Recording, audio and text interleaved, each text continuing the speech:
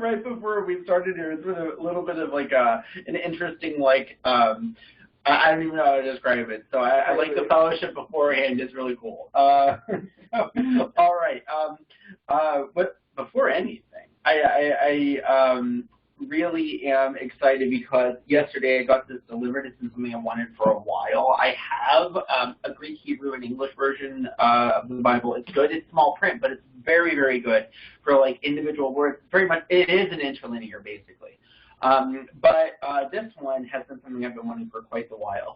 A lot of the students that are in Hebrew classes have this particular Bible, and so this is only the Hebrew Bible. It is the Old Testament, and how it works is, if you haven't noticed, it's backwards. This is the Tanakh, so this is the Torah, the Nevi'im, and the Ketuvim, and that's also what this means here. It's the Ta section there, you got the Na, and then you got the Ka, or the Ha. So you have the Tanakh from that. And anyway, so how it works is you open it up backwards, according to like how we normally open books. It goes this way. And on the left-hand side, you have the English, but on the right-hand side, you got the Hebrew. And one thing I really like about it is when you get into poetry, like I'm in Isaiah right now, right here, and you can see you have the English, but then you have the Hebrew. And one thing you'll notice is we were talking about the numbers of words, like the 3s and the 4s, and the 3s and the 4s, and that's how it goes. Now, on my computer screen, it looks backwards, but I believe that it's righted by the time it's put online.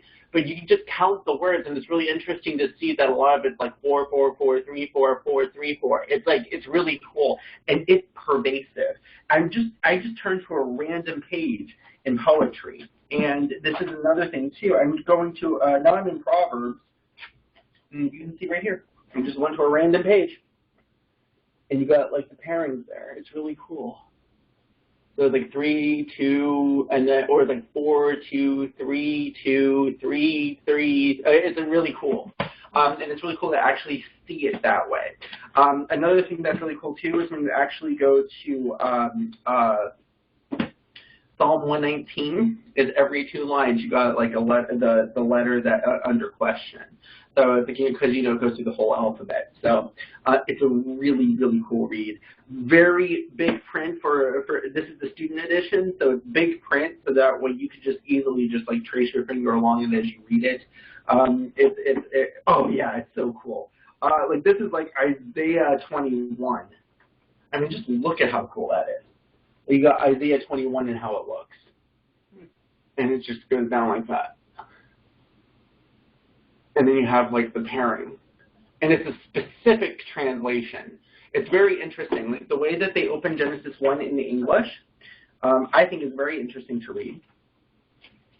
It's published by the Jewish Publication Society, and it has Genesis 1:1 is when God began to create heaven and earth, the earth being unformed and void with darkness over the surface of the deep and a wind from God sweeping over the water, God said, "Let there be light," that there was light. And it's an interesting way of looking at it because the one word that means when is just a single letter. So it's because in Hebrew they have these prepositions that have a lot of potential meaning. So that's why translations have such big issues trying to produce what's in it, because I'll show you the letter in question.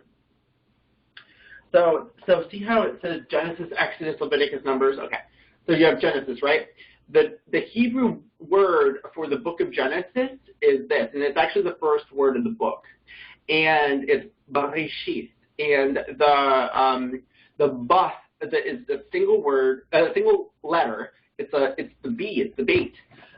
Or if that can mean in, during, among, with, like between. It can mean a lot of different things. So it's funny that this particular translation translates in the beginning as when at the beginning, that blah, blah, blah, and stuff like that. It actually says when God created the heavens and the earth, but still, it's like in the beginning, or at the beginning, they're translating it as when the beginning occurred, basically, and it's potential. And I thought that was really cool to look at that and how there's so much variance in terms of translation, because sometimes Hebrew is ambiguous when it comes to oftentimes Hebrew is ambiguous when it comes to things. Anyway, so that's one thing. Another thing I wanted to clarify, a couple weeks ago, I was explaining the Yik-Tol and the Ka-Tol and the Wik-Tol and the Y-Yik-Tol, and I made a mistake. I forget exactly where. I was trying to look for it.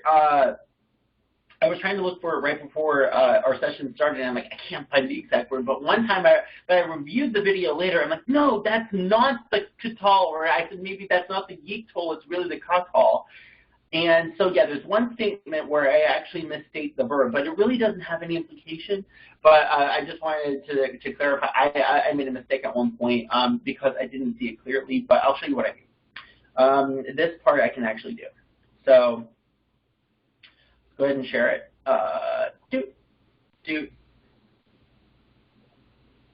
All right. So the easy way to tell when it's the Y-Tol and the Ka-Tol is you have, this is Y-Tol, because you have the Wa and you have the Ya, and then you have the rest of it, okay? So Yik-Tol is known as the prefix form. And prefix, so this is the word, the three consonant root, and then you have a prefix put on top of it. So that's the Y-Yik-Tol. And then, or the Yik-Tol has that, and the Y-Yik-Tol just has a Wa, a Wo, or a Vav right before that. Now, so, and this is the same thing here. He, and then you have the prefix. So this is what, and this is the Wa. So this is Y-Yik-Tol. So now you have this one. This is the Ka-Tol. And the reason is because you don't have a prefix form. That would be,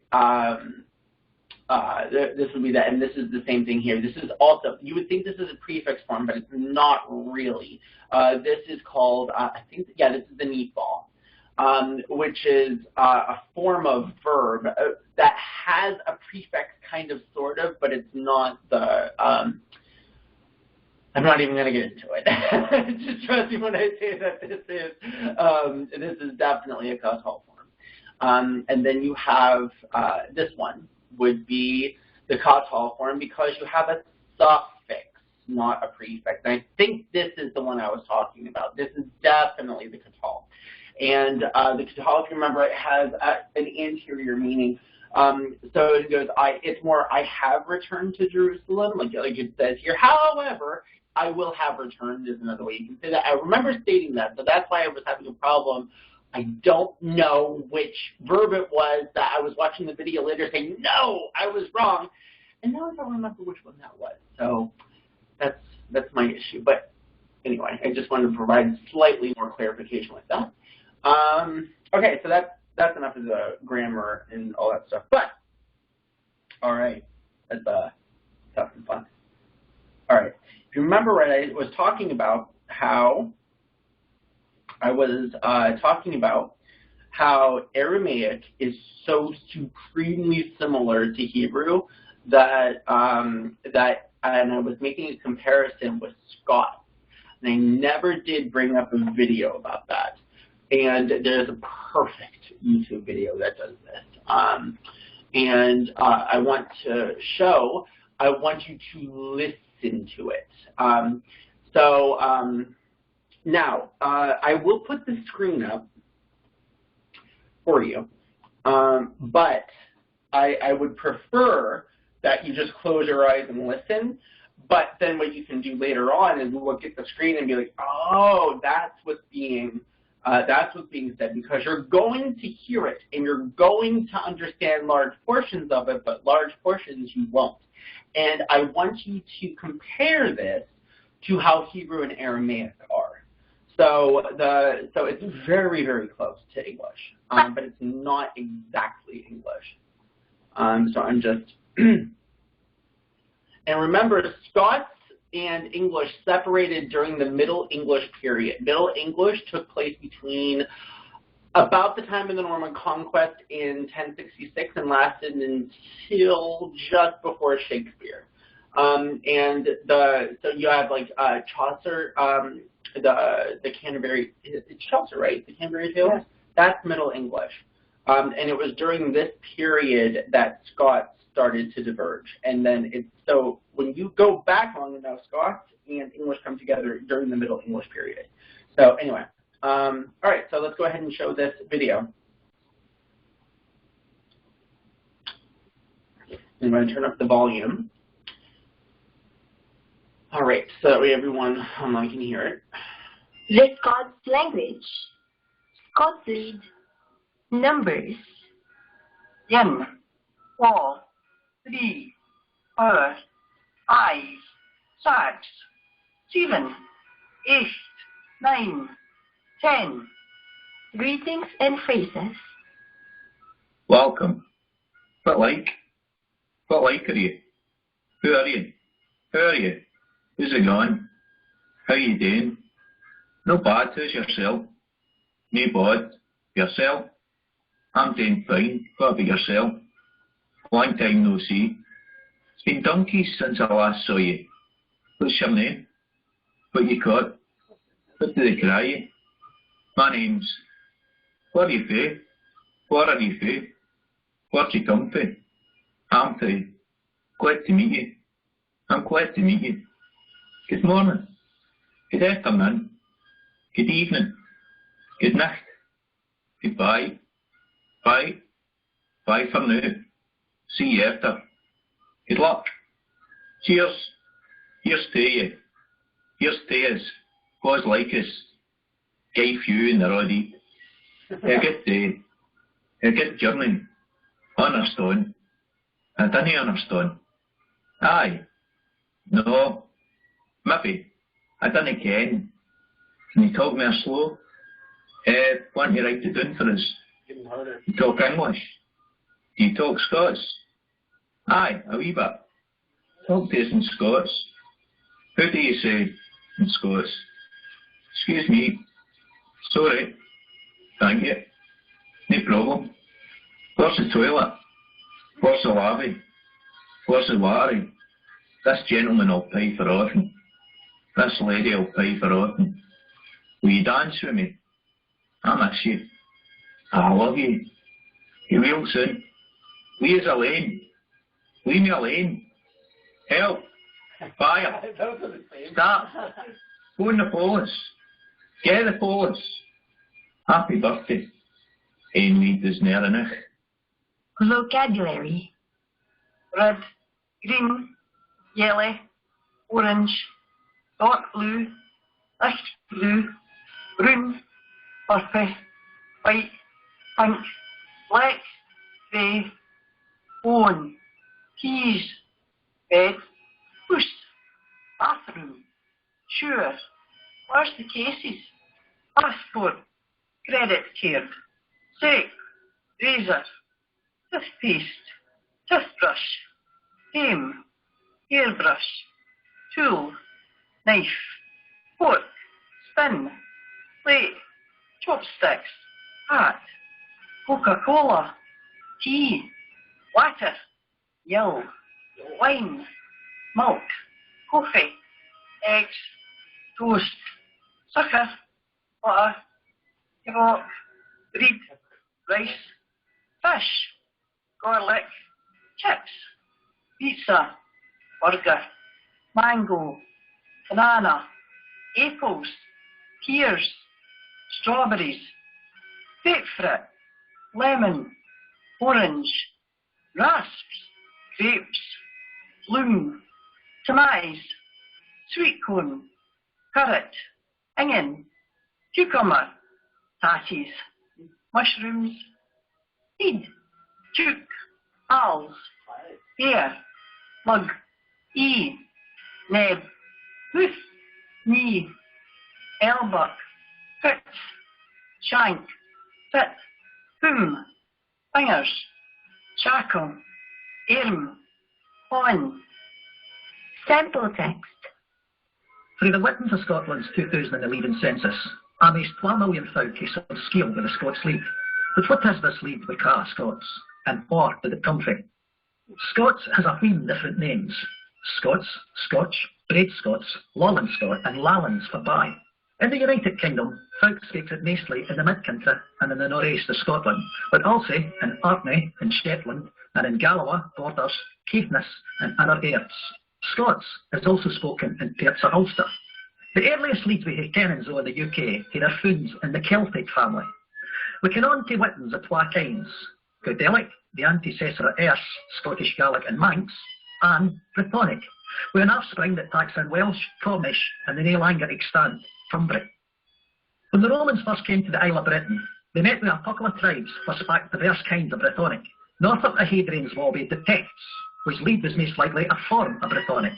We ken that our Muckalanent the Pictish Lead, and what is kent comes mostly from place names scattered around the Northland and eastmost parts of Scotland, as in place name it starts with Pitt. After the Romans had gone their ways, a different Celtic clan, this time with its roots in Ireland, made ingangings into the lands of the Picts. The reivers of this clan, cried Scotai by the Romans, made home in the western areas of Scotland, then part of the kingdom of Alreada. Their mother tongue was Old Erse, a Gaelic form of Celtic, an antecessor of our own day Scottish Gaelic. Meantime in the south, from mid-5th century on, following the Romans licensed to their strongholds in Britain, throngs the Angles, Saxons, and Jutes come out of the Channel. They made first in East Anglia, Kent, and to the south, and their Leads were forms that were said to West Germanic. No many generations after, the Anglo-Saxons had waxed to the west and north, winning to the Loudons in the 6th century. Their Lead had been mostly given the name Old English, had further main dialects, Northumbrian, Mercian, Kentish, and West Saxon. The two othermost dialects, altogether kent as Anglian, had a muckle part to play in the upbigging of the Scots Lead. Okay, I'm going to stop there because I don't want to see the entire video, just for reasons. I don't know if that would be a problem when posting this on YouTube.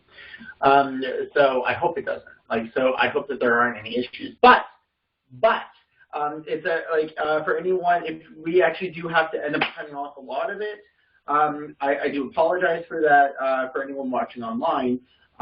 So if we do have to cut off a part of this, what we can do is put the link in the description of the YouTube video. So that's just saying for now. Yeah, so that similarity, and I'm sure you noticed there are parts that you cannot understand. That is basically, I think it's a perfect example of how close Hebrew and Aramaic are. It's very similar in such ways. Just slight nuances, but enough to make it unintelligible at times. And that's what Aramaic was compared to Hebrew. So, yeah.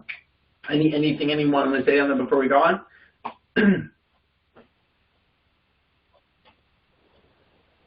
Yeah, it sounded like I was talking to Mr. Gordon. Mr. Gordon. So now this is the thing though. This is the thing though. Notice though that this particular video is not Scottish English. It's actually different. So that's why you can actually understand Scottish people when they speak in English. But if they actually slip into Scots, it gets really hard to understand at times. There are some sections where I was just like laughing there going, yeah, I would totally lose it there if I didn't have the text in front of my face. It's very similar to the Hebrew and Aramaic differences. Yeah. So like if you notice, like when we look at Scots there, it's like almost all the words we have the similar ones in English. But the nuances require a closer reading at times, and that's exactly what happens when you read sections of Daniel or when you're reading sections of Ezra and Nehemiah. So anyway, so that's it. All right. Let me find it real quick. I have something in Zechariah I wanted to bring up. I'm just going to try to see if I can find it real quick.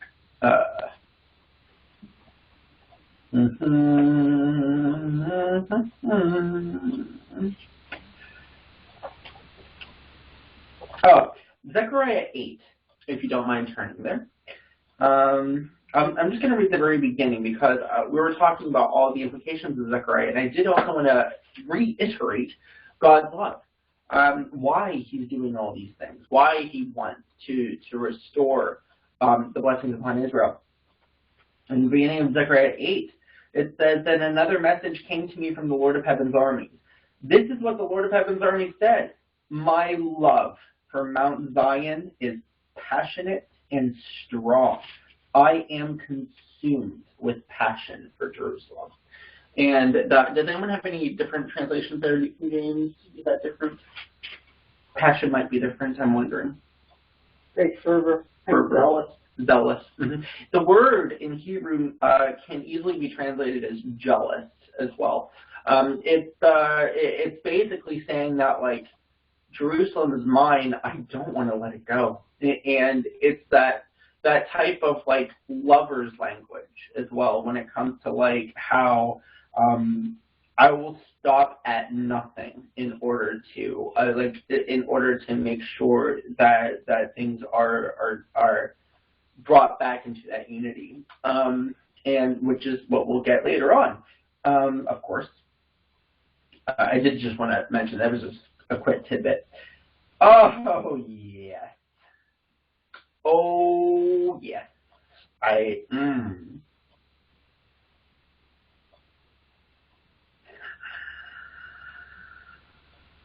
Hold on, I'm trying to figure out the best way to present this one here. Maybe I'll come back to it.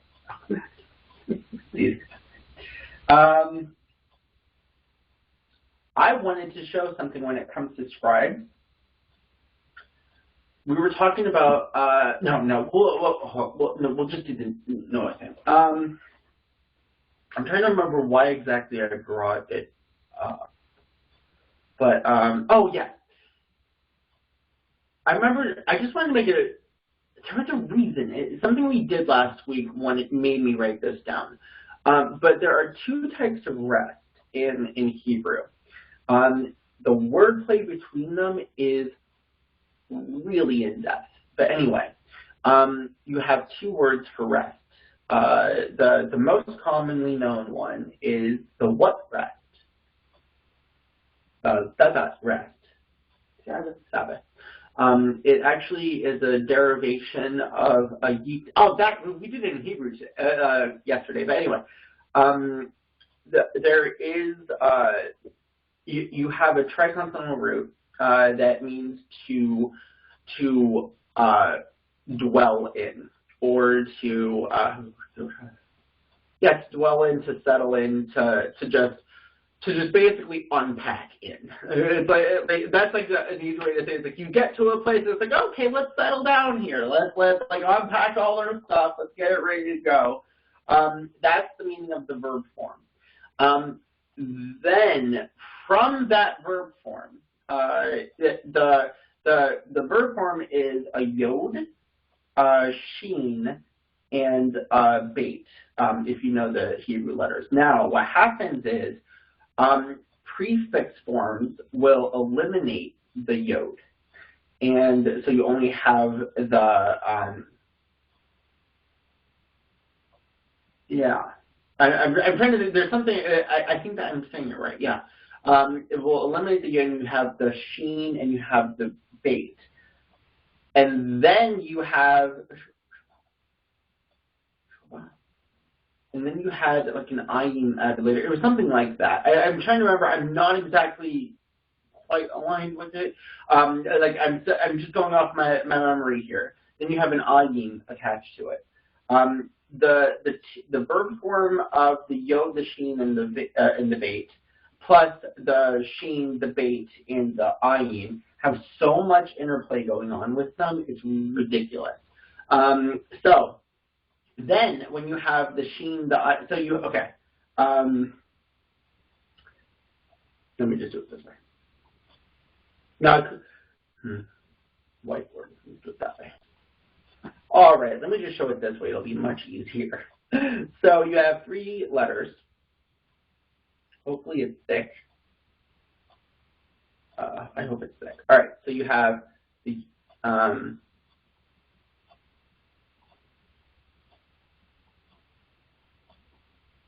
Okay. That means to lounge in, to rest, to dwell in. Now what happens is, in some verb forms, the yod disappears and the sheen is doubled. And what I mean by doubled is you would have like something like that in there, but I'm going to undo that one for now. The word for Sabbath is based on this. So you would have, so you notice that these two letters are the same, and then these are the two that are switched around, okay? So from that, you have, you have a lot of stuff. So I didn't mean to save that, but that's okay. I did not mean to save it. I accidentally clicked save. I can't believe I just did that. Oh my goodness. You can't think. Anyway, so here. Now,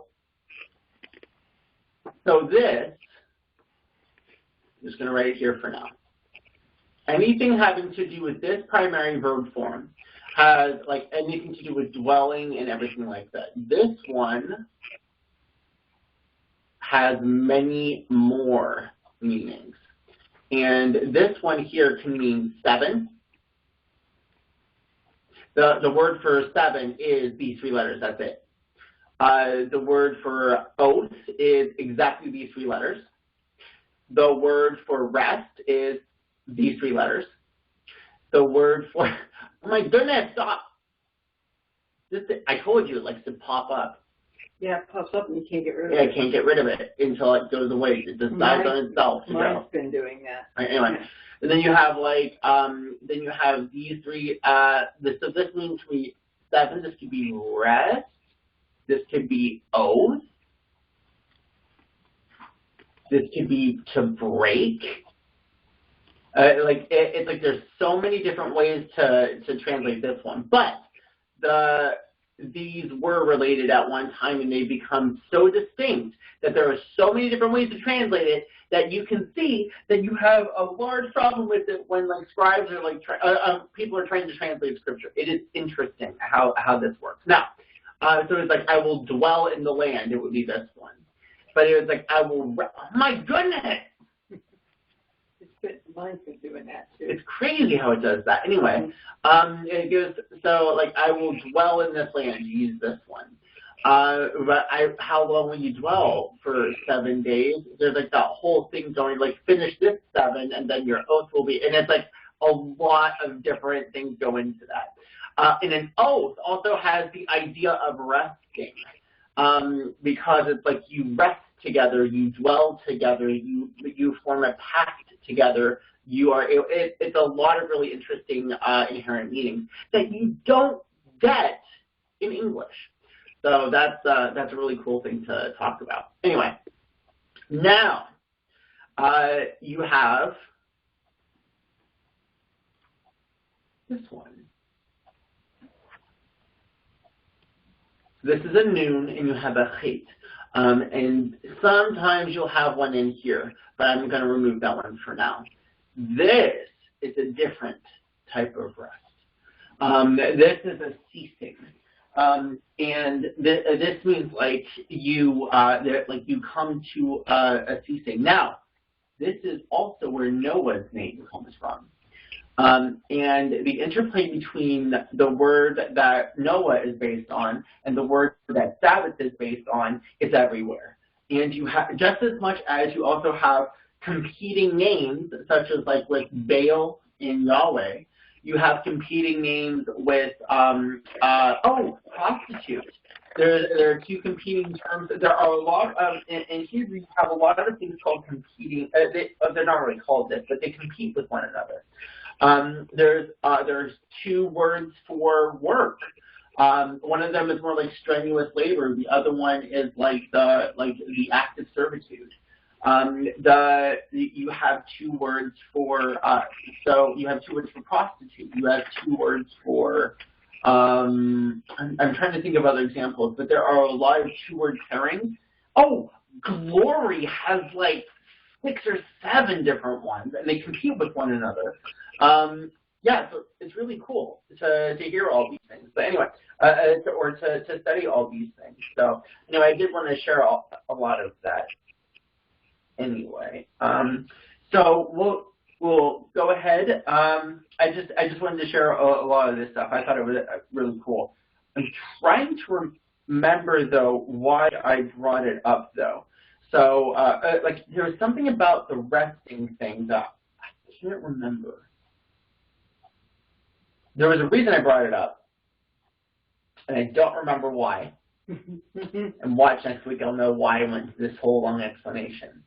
Before anything, though, just sorry about that, guys. I had to prepare something. So back to Sabbath and Noah. That is interesting to me that you have like these competing terms for things. Another one would be like to rule. That's another one. Like you have a term that's based on the word for king that can mean to rule over or to take the throne, and you have another one that means to rule, such as to subjugate. But they're used somewhat interchangeably, and there's slight nuances in terms of like how would you translate this, and it's everywhere in the Old Testament. I see it all the time, and sometimes you'll have words like the two reps like put together in the same verse even. Now that was just another thing I wanted to share. Now here we go to the next part. This is going to be a cool one. Let me see if I can go ahead and find Genesis 38. I wanted to show you something really cool. So, do any of you seem to think that you have spelling errors in your Bibles? In your printed English Bibles, are there spelling errors that you are aware of?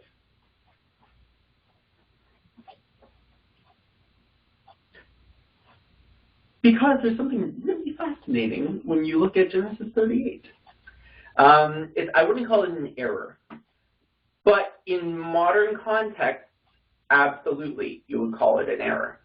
So anyway, so I just wanted to check something real quick. Sorry. Cool. Oh, I see what's going on. Okay, sorry about that. Sorry. Anyway, so let's go ahead and do it.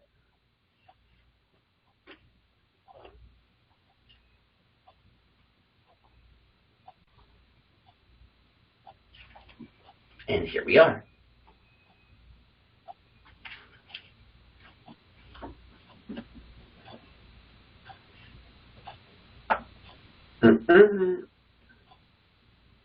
Okay, so this has to do with Tamar again, right?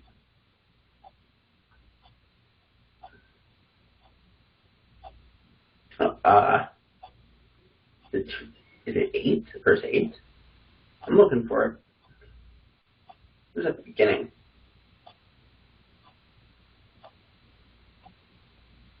It should be he. She. I'm just going to search it this way. Oh! This one. She.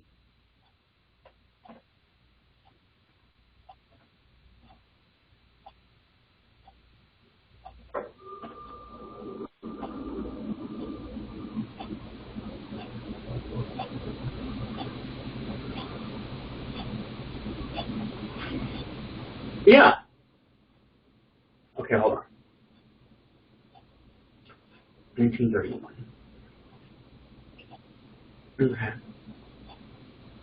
Hold on one second. Oh, there it is. There it is. There it is. The word for she in Hebrew is pronounced he. Okay? So don't confuse that. The word for he, H-E in Hebrew is who. And the word for she is he. Now, as you can see, it's he and he. It is well known that among people who study Hebrew, that in the Torah, the first 5 books, the word she, which is pronounced he, is spelled like this. Okay? That's very well known to be done in Genesis, for example. Now, in usual settings in modern Hebrew, it's spelled like this, okay? So the middle letter is different. All that is something called a mater lectionis, which means it assists in the reading of the vowel. It has no pronunciation of its own right. So this letter there and this letter there really have no pronunciation at all. The vowel itself is under the H, which is a single dot. You can see that single dot there. Now, the way that you will see the word she is usually this, okay? Now, why in the world, so closely, do we have two completely different spellings of that word? You would think that they would try to be going for uniformity. If there is any sort of like, and this, it's weird. Usually, you would expect to see this in Genesis. That's fine. That's not awkward. But it is awkward to have this spelling and then this spelling 2 words later. And I wanted to bring that up because their concept of what we would think would be like a variance. I mean, just imagine like you were reading a book and they spelled donut, D-O-U-G-H-N-U-T one way, and 3 words later spelled it D-O-N-U-T. It would catch your eye. It would be very weird, and we would think, oh, maybe they just made a typo. And I think here that was not really a concept, that they just wrote it and they copied it. And then when they added vowels later, like when the vowel mater lectionis letters later, like I don't think it really mattered. I wanted to bring this up, and it is, yeah, it's a quote unquote variant spelling, but to have it so close together like this, it's not normal. And I did want to bring that up. I didn't know if anyone had any comments on that one. So.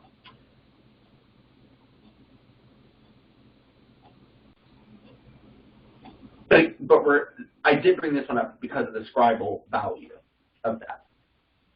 So, and I don't personally think that there's any difference in the word.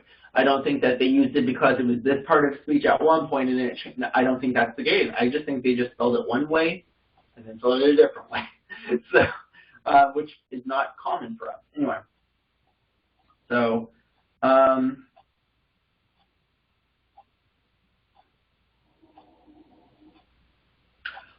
I did, concerning knowing the Sabbath, I had something about Psalm 29, verse 10.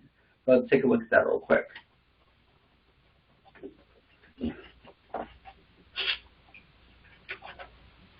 Ooh, no, wrong. I really have to explain why I write these things down. Oh, yeah! Yes, this is an example of wordplay. This is an example of wordplay. Absolutely. Yes, I know why. Psalm 29:10. Do you remember the 3 letters I wrote first? Sat, dwelled, stationed. Yep, yep. And then you have the rest. The resting is the S, the V, and then you have the ayin after this, right? And so, what did he do? He sat and he sits forever. It's like, so from the flood, he sat and he sits forever, and just like he rests forever. It's a really cool wordplay going on there. I can't even describe how geeky I feel right now. So let me just try to find the word for rest. Sabbath, rest.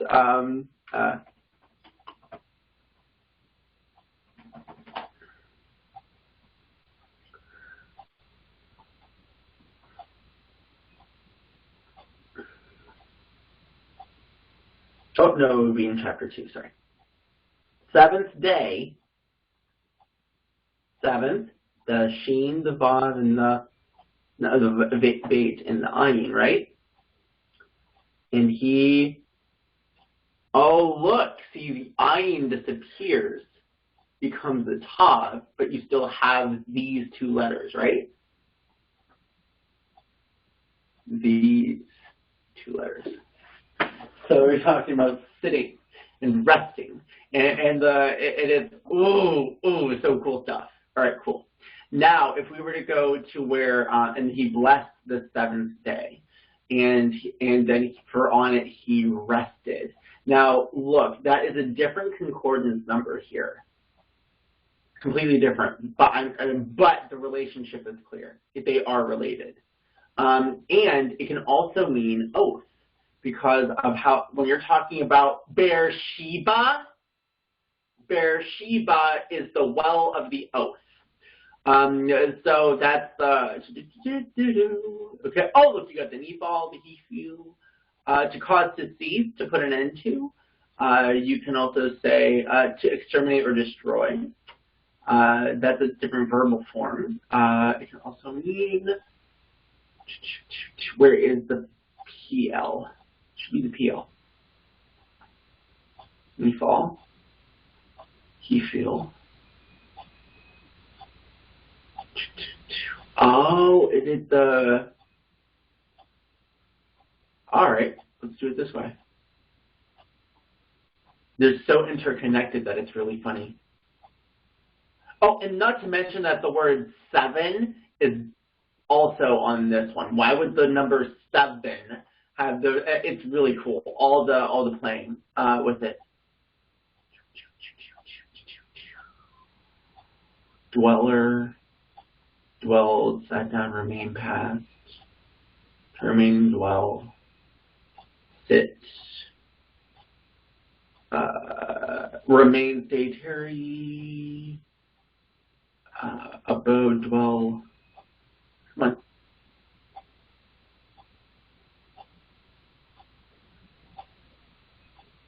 Masculine, plural.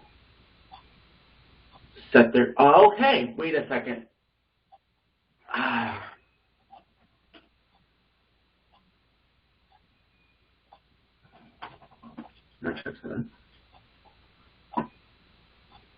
Where was it? Genesis 21:22.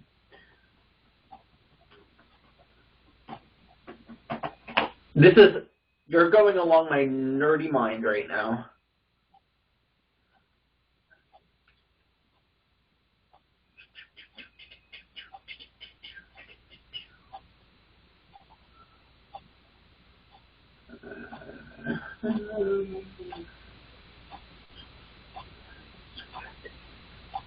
Okay. I will swear. Huh. You got the S, you see that? Same 3 letters, right? And then, so what is it called? It's called, he called the place.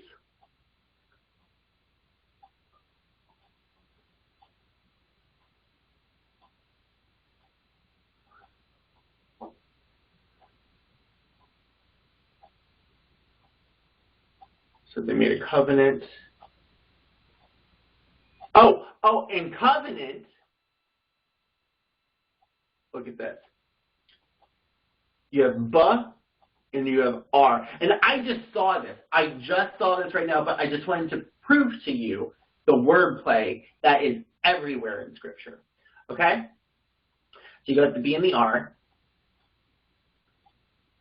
What is the word for, oh, so we gave 7 ewe lambs, okay?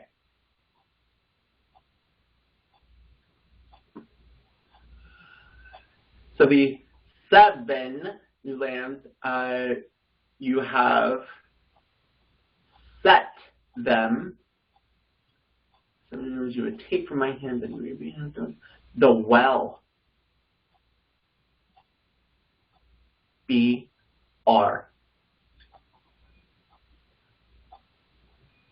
And he called the place the well. So, and then the well of the oath. But it could also be like the covenantal oath, if you really wanted to. It's like, it's so funny.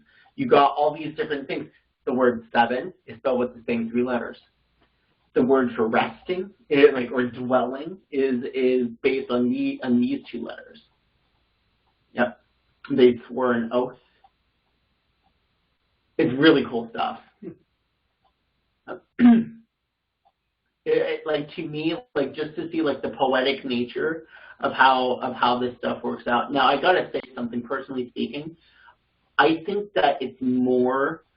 We were talking about like did the Scribes do this on purpose? I believe so. I do believe so.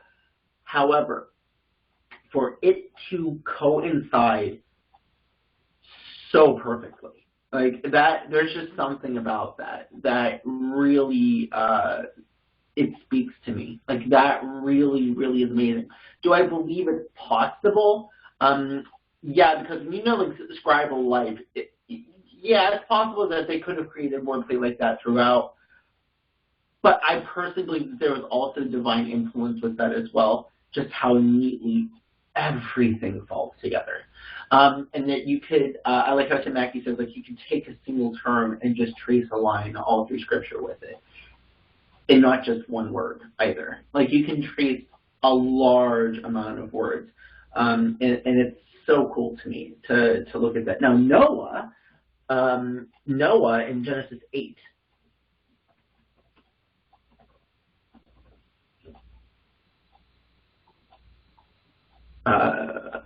Interlinear. All right, let's take a look. Just bear with me.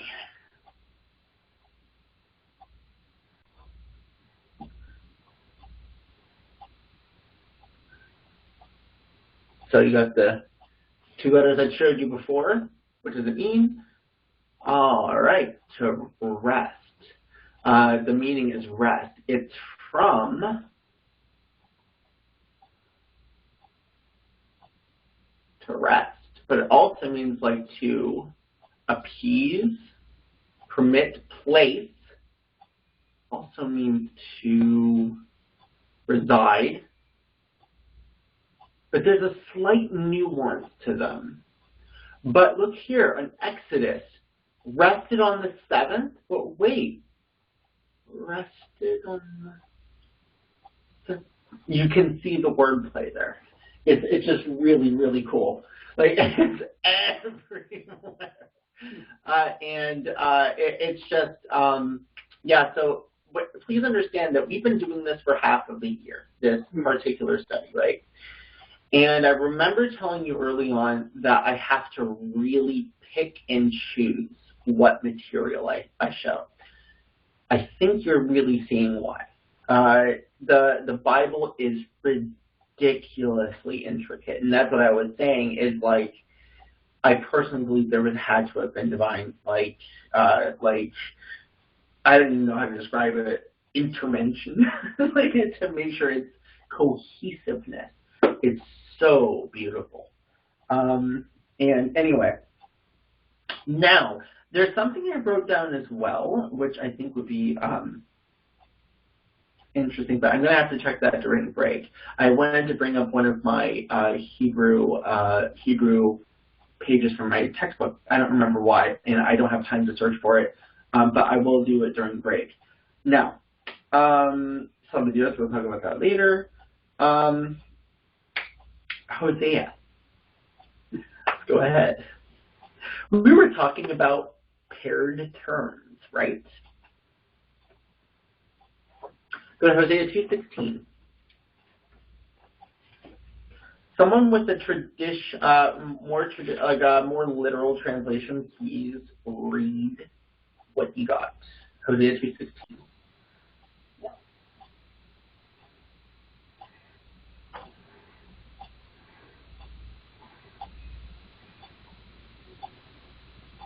Mom. Okay. This is New King James. Mm-hmm. And it shall be in that day, says the Lord, that you will call me my husband and no longer call me my master. Stop. Okay. So, we already know that the vowels around the word Yahweh are the same vowels that you would put on Adonai. Okay? So, this is getting really cool stuff. Just bear with me. Okay. So, do you notice the word for master here? You got a bait, an ayin, and a lamed. Baal. Baal. And so you have my Baal. What?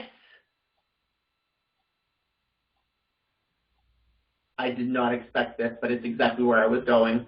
I think it's funny how they already did my work for me. So, yeah. Yes, I was just about to say this. So wait a second. God is Baal? What is going on here? Can anybody please explicate what's going on here?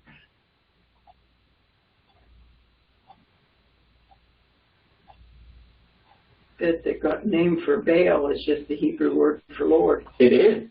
But wait a second, don't we have Adonai for that? I'm trying to look for it.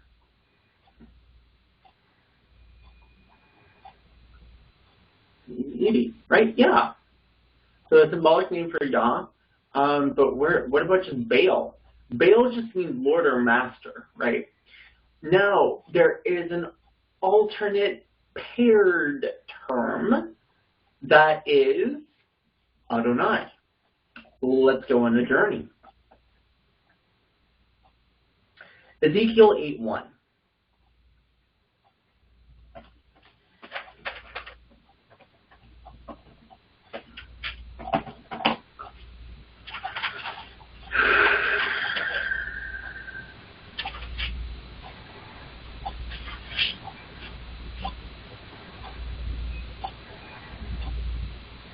Oh, look, he's sat in his house.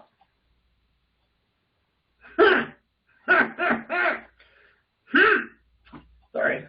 It's 6th year, the 6th month, he sat in his house. Anyway, sitting sorry, before me. So, from me there.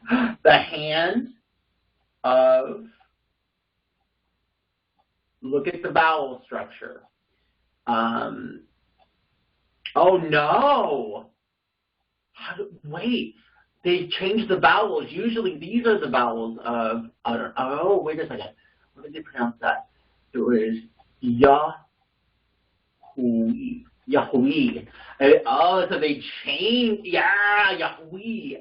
So they actually wrote the vowels there, right? So it's Adono Yahweh. And usually when you see this, the same vowels that are under Adonai are put under here. So, but it is interesting. The Lord actually means my Lord, Yahweh, right? So, okay, let's go to another one.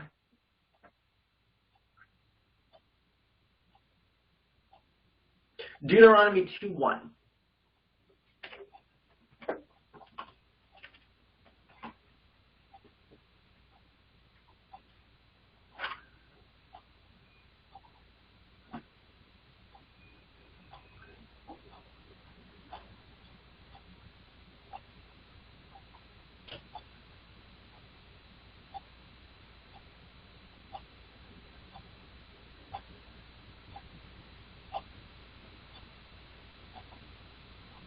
Okay, yeah, there's the vowel king. Anyway,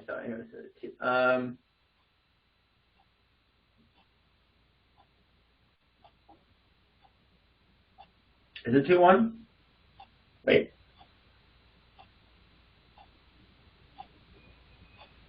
Oh, no, that was, I know why. Oops. This is my mistake. Sorry. This is my mistake. I was thinking it was saying my God, and now I see that he spoke to me. Oops. But just trust me. I misread this because it's exactly the same spelling and exactly the same vowel structure as my God, my L. But I have another one to back me up on this one, so don't worry. I am God.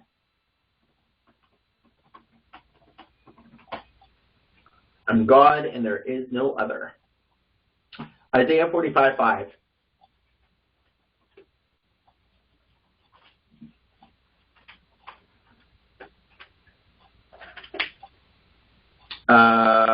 Wait a second. Nope.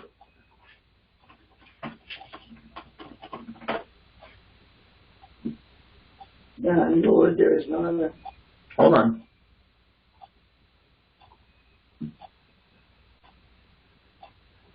Aha! There we go. So Isaiah, this is working so well. All right, so Isaiah 45:5. I am Yahweh, and there is no other. Besides me, there is no God. There is no God, right? Now, 46, chapter 46, verse 9. Remember the things that have passed, for I am, is, and there is no other. I am God. Like I am Elohim, and there is none like me. I think it puts a lot more strength into the words when you see the different words being used here. So you got I am Yahweh, and there is no other. I am El, and there is no other. I am Elohim, and there is none like me. So that's just, so. And then you have Hosea 2:16 where it goes, no longer will you call me my Baal. You're like, so I hope you understand what I'm getting at. If you remember right, in the creation stories of Israel, the creation stories of Israel that are not based on the Old Testament, we'll say it that way. They had 3 to 4 gods in their and 5 based on local gods, but anyway. But we're talking about the overall gods. So there were 3 to 4. One was El. Second one was Baal. The third one was Yahweh. And then Yahweh was said to have a consort, which was Asherah. We talked about this before. And that's why you have a lot of like wordplay with garden imagery too with Asherah. So interesting. But anyway, I'm not even getting into that. But we talked about the Asherah pole. There's more that I don't have time. But so their concept was you have El, Baal, Yahweh, and his consort Asherah. And so that's why I say 3 to 4.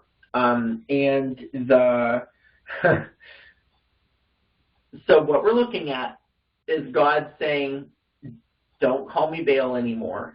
Like you got him talking about, I am El. There is no other El. So this flies in the face of a lot of tradition. I know this, okay? So the comment that's made here usually is like, I'm God and there is no other. Which, if you look at it from the other perspective of how we've been looking at it, is, yeah, that's basically what he says when he talks to Moses. He said, like, just worship me alone, right? But to use these specific terms, to use Baal, to use El, to use, it in such a way, and we just went through all of these different examples, okay, and trust me, there are more. And just just trust me on this one, okay? I know there was no. Molech is based on the word for king, but anyway, so you know how Baal is based on the word for Lord, right? And then you have Yahweh, which is his own name, but you call it Yahweh Adonai, which is another word for Lord, and then you have Molech, which is based on the word for overlord or king, okay? So anyway, okay. It's usually translated, I'm God and there is no other. The way I've been seeing it recently, though, like in terms of that particular verse, is I'm El. Nope. You might think that you worship some other El. I am El. And there's no other El. There's no other El for you to worship. I am El. Same thing with like, no longer will you call me Baal. like you will call me my husband, my darling, basically is what he's saying. Which is marriage imagery. And no longer will, and then it says like, and then you have like Adonai Yahweh.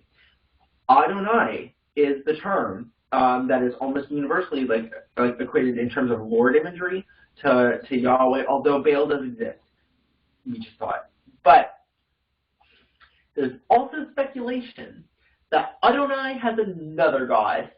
Do you know what god I'm talking about? Adonai? Adonis. Adonis. What do you know about Adonis?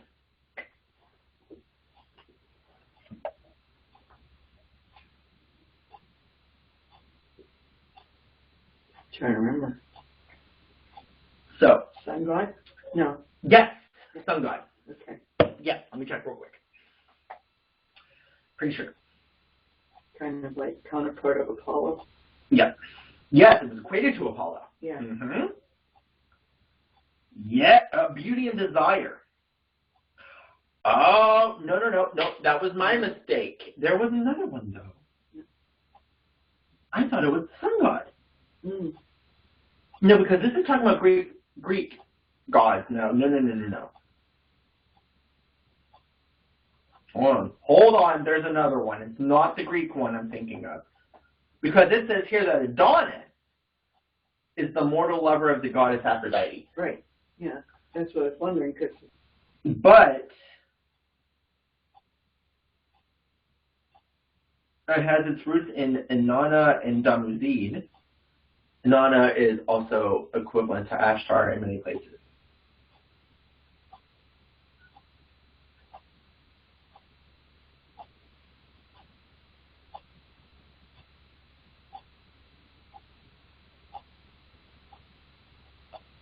Anyway.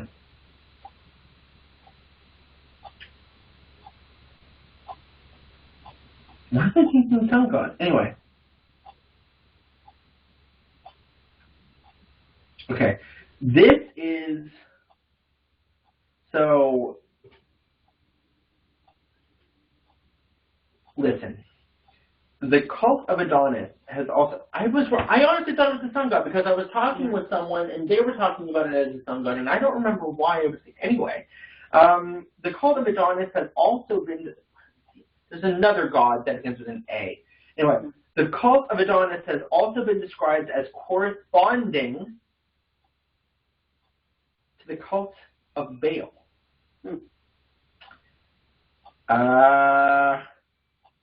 The cult of Inanna and Damuzid might have been introduced to the kingdom of Judah during the reign of Manasseh. I'll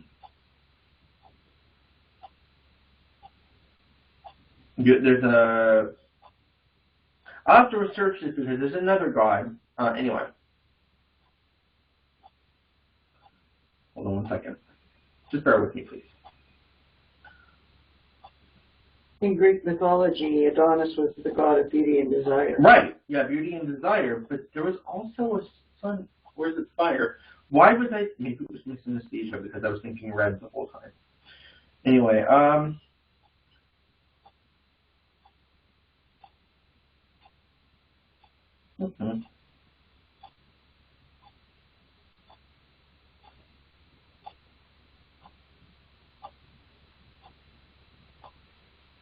Okay. I'm going to bear with me, guys, for 1 second.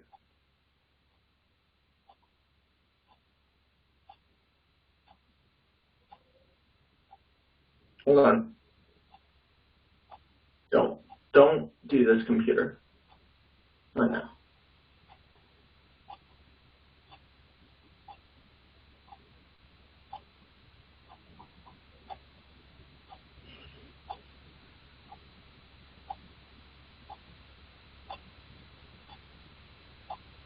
Okay, my computer is not. Okay, hold on, guys.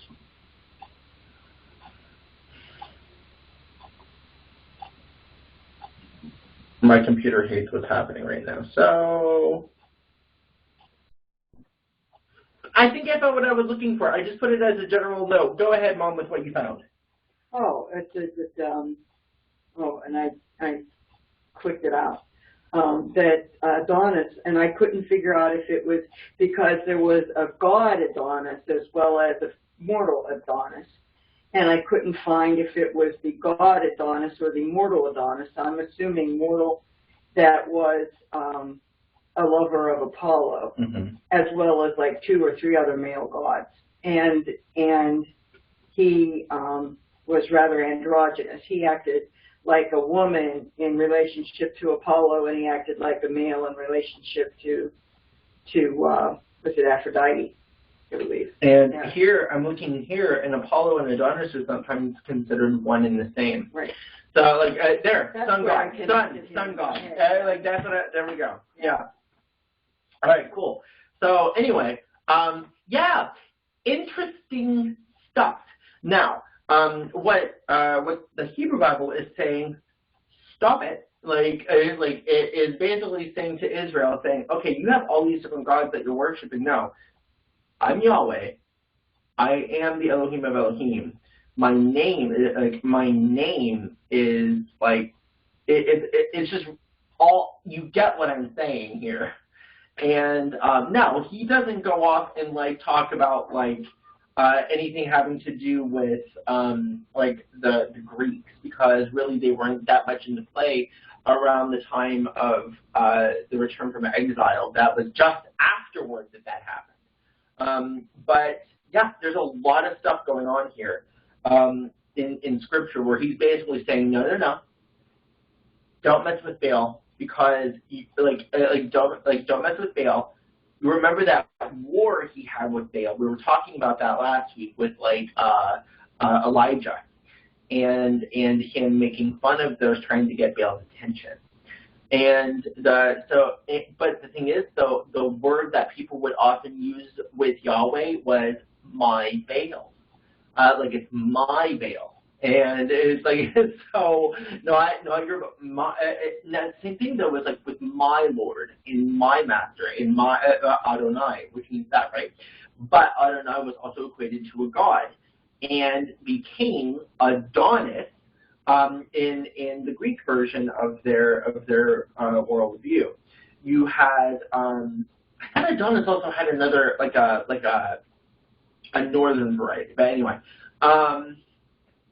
So that's the one I was going toward, was a more Mesopotamian variety of Adonis. But anyway, I must have gotten lost somewhere in my research. But anyway, then you have with Asherah. Asherah is Yahweh's consort in other cultures, and Yahweh is saying, no, Israel is my consort. Israel is the one I love. No longer will you call me Baal, you will call me my husband. And there's so much going on here. Going back to the spiritual nature, the spiritual warfare happening. Like, to me, like when you see it for what it's saying, like, or what it's hinting at, first of all, goes back to our very first time coming together, where the Bible just basically slaps all the other cultures in the face. Like, pretty hard too. And then you have the and it's just, but this topic right here is just another example of that, of like how the Bible sets itself distinctly apart from the other cultures. Now, I am encountering technical difficulties right now, but I do believe that the recording is still on. So, let me just check to make sure I don't have anything before we go on break, because there was stuff I wanted to bring up later. Okay, I think that's actually pretty good. I think that's a pretty good place to actually start for, to stop for the time being. That gives me time to refresh my computer, because right now it is not happy. So we'll go ahead and take a break for the time being, and we'll be back whenever my computer decides to shape up. So catch you on the other side. So hopefully this will actually stop recording, like now.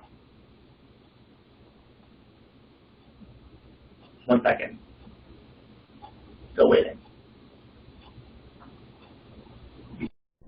All right, Mom, please tell us what you have found, as I had to re-coordinate my computer. What do you mean? Everything about Adonis that you found. Oh, I can't. I'm trying to find all the things, but The women in, what is that? Where's the Ezekiel? Is it Ezekiel? I know they talked about the women sitting by the gate weeping for Tammuz. Tammuz is Adonis, and that's the Adonai Lord. And they were weeping for him, and they offered incense to Baal on rooftops and planted pleasant plants. And it's a garden imagery. They're called the Adonis Garden. And he's also known as the god of death and resurrection, like the dying god that rose. Yeah, the dying god that rose. So we haven't even touched that one yet. But okay. All right. Let's start with this. Oh, I'm sorry, wait. Go ahead. The worship of Aphrodite and Adonis is probably a Greek continuation of the ancient Sumerian worship of Inanna and Dumasid. So the Greek name is Adonis. And remember, Inanna was the ulterior name for Asherah. Mm-hmm. And I told you before, Yahweh potentially had a consort in Israel religion. I'm not talking about Judaism. I'm talking about the religion of the people. And it says it may have been that worship may have been introduced by King Manasseh. Yes, I did mention that. Yep. Mm-hmm. And all right, so I did want to show something first to just tickle your fancies. Back to what we were talking about. Remember when I said I had to look up my Hebrew textbook? Okay. So hard to explain what's going on here, but so when you have this yod in a triconsonant root, very often what they're saying here is this is what happens when you have a yod in the first position. So you have all these many, oh, look at that one! But it disappears with all the prefixes. You got the yitol, right? It disappears with all the prefixes. And remember, we were talking about songs. Yeah, we already talked about it. That's it. Let's go up here. And in booths you shall live for 7 days. So in booths you shall live or rest or sit or dwell for 7 days. Every citizen in Israel shall live in booths or shall rest in booths.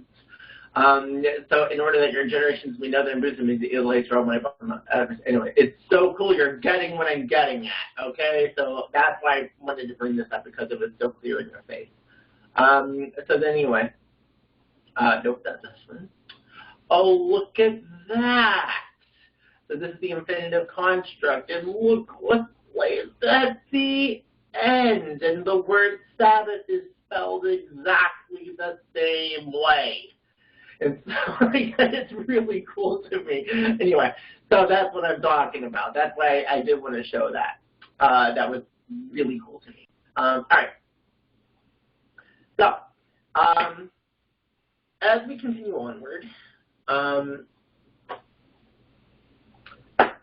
was on this again. So yes, I was thinking about it too, like that it's really fascinating when you think that the Bible is quite clearly in the face of the surrounding cultures. Surrounding cultures were known to mix and merge and match different gods. Egypt did it. When the Greeks went into Egypt, they took their gods and they said, "Oh, your god for this is just like our god for this. We're the same god, just by another name." They did this with Rome. So when Rome came in with the Greeks, they took on the Greek gods, but with Rome names, you got all of this. This is what's talking about, like how Adonis was related to Dumasid. And like, yeah, that was a very common thing in the Bible, saying, no, we're not doing that. And it's I am El, and there is no other. So it's really cool. I love this one. Love it. Anyway, now, but you have to also remember, too, that the Bible still gives credence to other gods. It's just that it's like at the same time as letting those other gods be, God also is slapping all those other ones in the face, basically saying, no, no, no, look at me. And the other thing is, I did want to compare something, though. Isn't there a modern movement that basically says that all paths lead to the same, like, destination? Like, there's, like, the different, a lot of people say that, like, oh, we basically worship the same God, even though they're listed as different religions. It still happens today. Under the umbrella of cultural, I would say, like, not really integration, but, like, diplomacy. I don't know. You know what I'm getting at. It happens today. And so I just had to bring that up. I thought that was correct Christianity. There we go. Now, I'm going to bring this up. Egypt has a god. Very interesting god. I'm going to read you a really cool thing. I'm just going to read it to you. I don't know what you know about this god. Horus.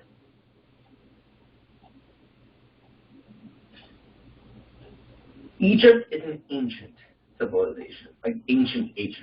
There's a thing saying that like Cleopatra was closer to the invention of the iPhone than she was to the building of the pyramids.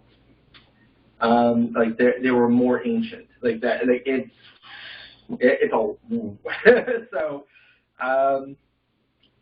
He was born of the Virgin Isis.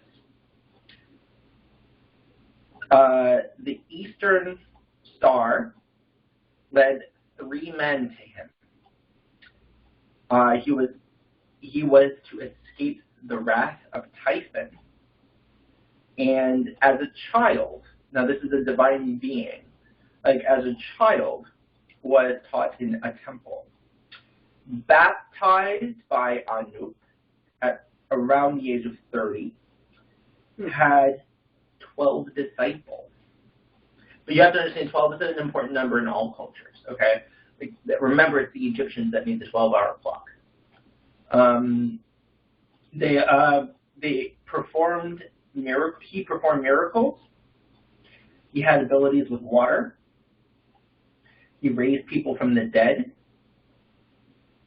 He was known as the God of the way, the God of the light, the Son of God, a shepherd, the morning star, and he was resurrected. And so I had to bring this up. It's so I just food for thought. Now, there are some distinct differences between Horus and Jesus. Do not misunderstand what I'm saying. This is absolutely interesting, though. I'm wondering if that's where Christianity got the idea of the 3 kings. Even though they're not mentioned, there's no number mentioned. But they had three. They had 3 presents, but not. You're right. Yeah, and 3 is important in Egyptian as well. And so but 12 was very important in Egyptian. And so you got the 12 stages of the sky and 12 stages of the night. So anyway. Oh, not to mention the term watcher. I'm not even getting into it. That's another rabbit trail. Anyway. All right. Another year and a half. Okay. I did want to show a video.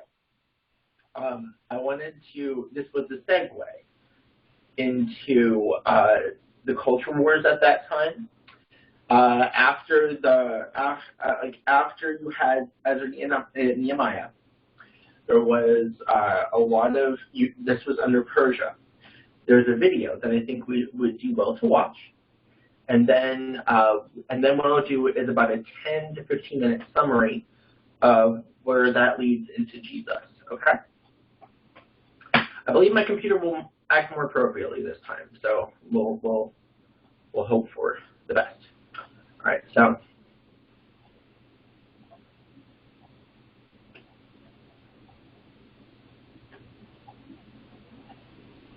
this is about the history of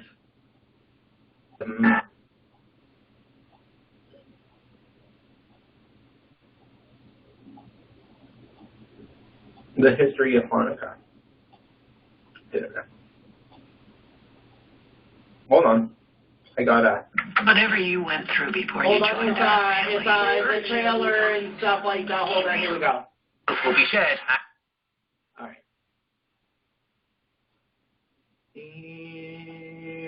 Era of class. The era of classical antiquity. Here we go. Classical antiquity, the independent kingdoms of Israel and Judah were in terminal decline. As a result, the history of the Jewish people soon came to be defined by the carousel of foreign empires that took turns conquering and subsequently ruling the ancestral Hebrew homeland. First came the Assyrians, then the Babylonians, then the Persians, who ruled the Jews with a reasonably fair and light hand. Finally, in 332 BC, the Macedonian phalanxes of Alexander would steamroll the Achaemenid Empire out of existence, establishing Classical Greek as the dominant language and culture of the Near East. It is here that the Jewish people became subjects of the Greek world. When Alexander died, his massive Macedonian empire fractured into several monarchies, ruled by his closest comrades and later their descendants. The so-called Diadochi kingdoms were constantly at war with one another, and the region of Judea, being situated in the borderland between the Ptolemies of Egypt and Seleucids of Syria, became a battleground where the two Macedonian dynasties jockeyed for power and influence. Despite this, life remained fairly peaceful for the Hebrews. The Hellenistic kings generally used the same light touch the Persians had, interfering very little in the region's culture, religion, and internal politics. The Jewish people were ruled semi-autonomously by a high priest of the Judaic faith, who handled matters both religious and secular from the Great Temple of Jerusalem. In 198 BC, Antiochus III had finally expelled the Ptolemies out of Judea, putting the region firmly under the suzerainty of the Seleucid Empire. He lowered taxes and affirmed the Jewish people's freedom to live by their own faith and laws, and for now, Judea was content. Throughout world history, we often see subject peoples of a multi-ethnic empire willingly adopt the language and customs of said empire's rulers in an attempt to improve social mobility. So many Jewish peoples began to practice the Greek culture of their suzerains. This phenomenon, known as Hellenization, was perpetuated mainly by the upper strata of Jewish society, namely the wealthy priests, merchants, and aristocrats in urban Jerusalem. The Hellenization process was expedited in 175 BC, when the culturally traditionalist high priest, Ananias III, was deposed by his Philhellene brother, Joshua, better known by his Greek name, Jason. Jason would go on to wield his power as high priest to begin transforming Jerusalem into a classically Greek city by building a gymnasium and an ephebium, essentially community centers for Greek education and learning. He also sent Jewish athletes to compete in a mimicry of the Olympic Games hosted by the king in Tyre. There he offered a sacrificial tribute to the Greek demigod Hercules, to whom the games were dedicated. Perhaps his most radical policy was to allow non-Jews in Jerusalem to set idols of their gods within the holy temple itself. The fact that the high priest was openly tolerating and even promoting the polytheistic gods was deeply disturbing to many Jews who clung to their monotheist faith. This sentiment was especially strong in the poorer rural communities of Judea, who had clung far closer to Orthodox Judaism. a strange situation was made worse in 175 BC, when one Antiochus IV Epiphanes became the Seleucid Basileus. Various ancient accounts describe him as a proto-Nero or Commodus, that is to say, erratic. His sobriquet, Epiphanes, meant manifested from God, but among his people he was secretly known by a variation of the title, Epimanes, which meant madman. It was him who in the first year of his rule supported Jason's coup against Annius III, hoping a pro-Greek high priest would help Hellenize the Jews. However, only 3 years later, Antiochus decided that Jason wasn't Hellenizing Judea fast enough, so helped replace him with an even more pro-Hellenic priest, Menelaus. With that, That's good. You can break this up for copyright. Oh no, it's fine because we're far from doing the whole video here, so we're good. Settled, Antiochus then marched with his armies into Egypt, aiming to double the size of his empire by seizing the Ptolemaic heartland. While the king was preoccupied, Jason seized his opportunity and returned to Jerusalem, initiating a counter-coup and expelling the deeply unpopular Menelaus. However, Antiochus's campaign was cut short when the Roman Republic intervened on behalf of the Ptolemies. Unable to match the strength of the legion, the king was forced to retreat to Syria. Already utterly humiliated by Rome, Antiochus's mood turned wrathful when he found out that his subjects in Jerusalem had rebelled. He stormed Jerusalem with his army, slaying the supporters of Jason and reinstating his puppet Menelaus as high priest. He then left Apollonius in charge of subduing the city, who accomplished his job by dismantling the walls of Jerusalem and building a fort named Acra on the nearby hill of Ophel, so everyone could gaze upwards and see the symbol of King Antiochus's power. Rather than leaving good enough alone, Antiochus began to actively exterminate Judaism, forbidding the people of Judea from observing the Sabbath, circumcising their sons, or performing other rituals. He had the Holy Temple in Jerusalem converted into a temple of Zeus, within which he personally spilled the blood of a pig, a deeply sacrilegious ritual to the Judaic faith. The king declared that the Jewish people should begin worshipping the Greek gods. Hellenized Jews accepted these changes, but many others did not, resolving instead to fight. It is here that the Maccabees enter our story. Our story now shifts to the small Judean town of Modi, where a local priest, Mattathias, and his 5 sons lived. They belonged to the relatively minor Hasmonean family, and were deeply Orthodox Jews, who had remained true to every tenet of their religion, even as their countrymen became increasingly assimilated into Greek culture. Sometime in 167 BC, a Seleucid official arrived in Modin and compelled the townsfolk to offer a sacrifice to the Greek gods. Mattathias refused to make this offering, and another one of the townsfolk, a Hellenized Jew, stepped forth to do so in his place. Flying into a rage, Mattathias drew his knife and murdered his countrymen before he could perform the ritual. The priest then cut down the Seleucid official as well, and destroyed the pagan altar for good measure. Knowing they would be branded outlaws, Mattathias and his 5 sons fled into the nearby hills, followed by many like-minded Orthodox Jews, known as the Hasidim. I gotta say, they fled into the hills. This is a very important move. We'll talk about that later. There, the fight had begun. While Mattathias died sometime in 166 BC from causes unknown, he would be succeeded by his 3rd son, Judah, a dynamic young commander who, through a mixture of ferocity, ruthlessness, and bravery, would come to be known as Maccabeus, a word deriving from the Aramaic Maccaba, the hammer. At the early stages, the rebellion was not a struggle between Jews and Greeks, but a civil conflict between pro- and anti-Hellenic Jews. The Maccabees began their movement with a terror campaign, launching lightning raids upon predominantly Jewish towns. They killed many of their own countrymen, who they considered too Greek, burning down their homes and destroying the pagan altars where they worshipped. Most notably, they rounded up the sons of Hellenized Jews and had them forcefully circumcised. The message was simple.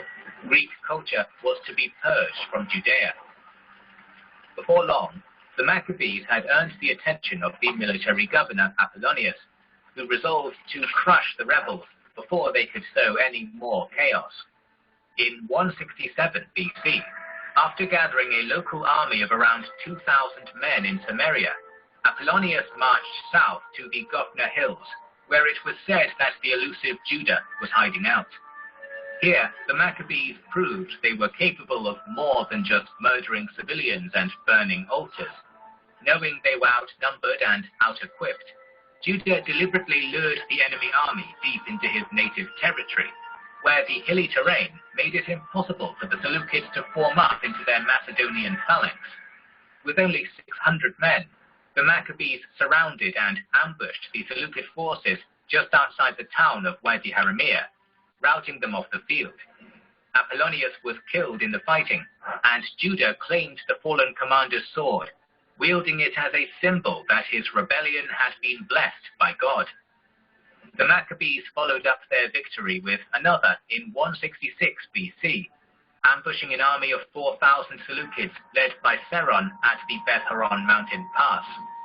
These two victories would set the theme for much of the revolt, in which smaller, poorly armed contingents of Maccabean warriors would utilize terrain-based guerrilla warfare to consistently outwit the well-armed Seleucid armies that outnumbered them greatly. Later that year, Antiochus IV was forced to take the bulk of his armies eastwards to deal with a Parthian invasion, putting the local governor of Syria, Lysias, in charge of quashing the growing Jewish revolt with limited resources. Despite this,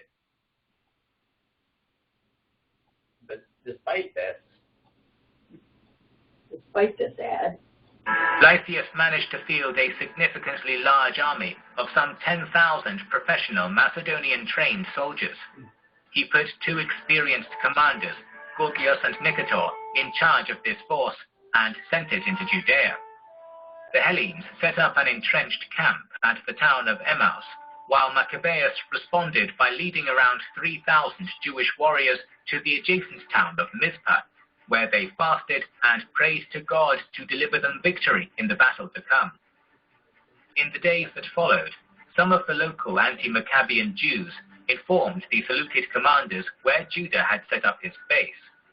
Seizing the opportunity to catch his enemy flat-footed, Gorgias rallied some 5,000 infantry and 1,000 cavalry and marched for Mizpah.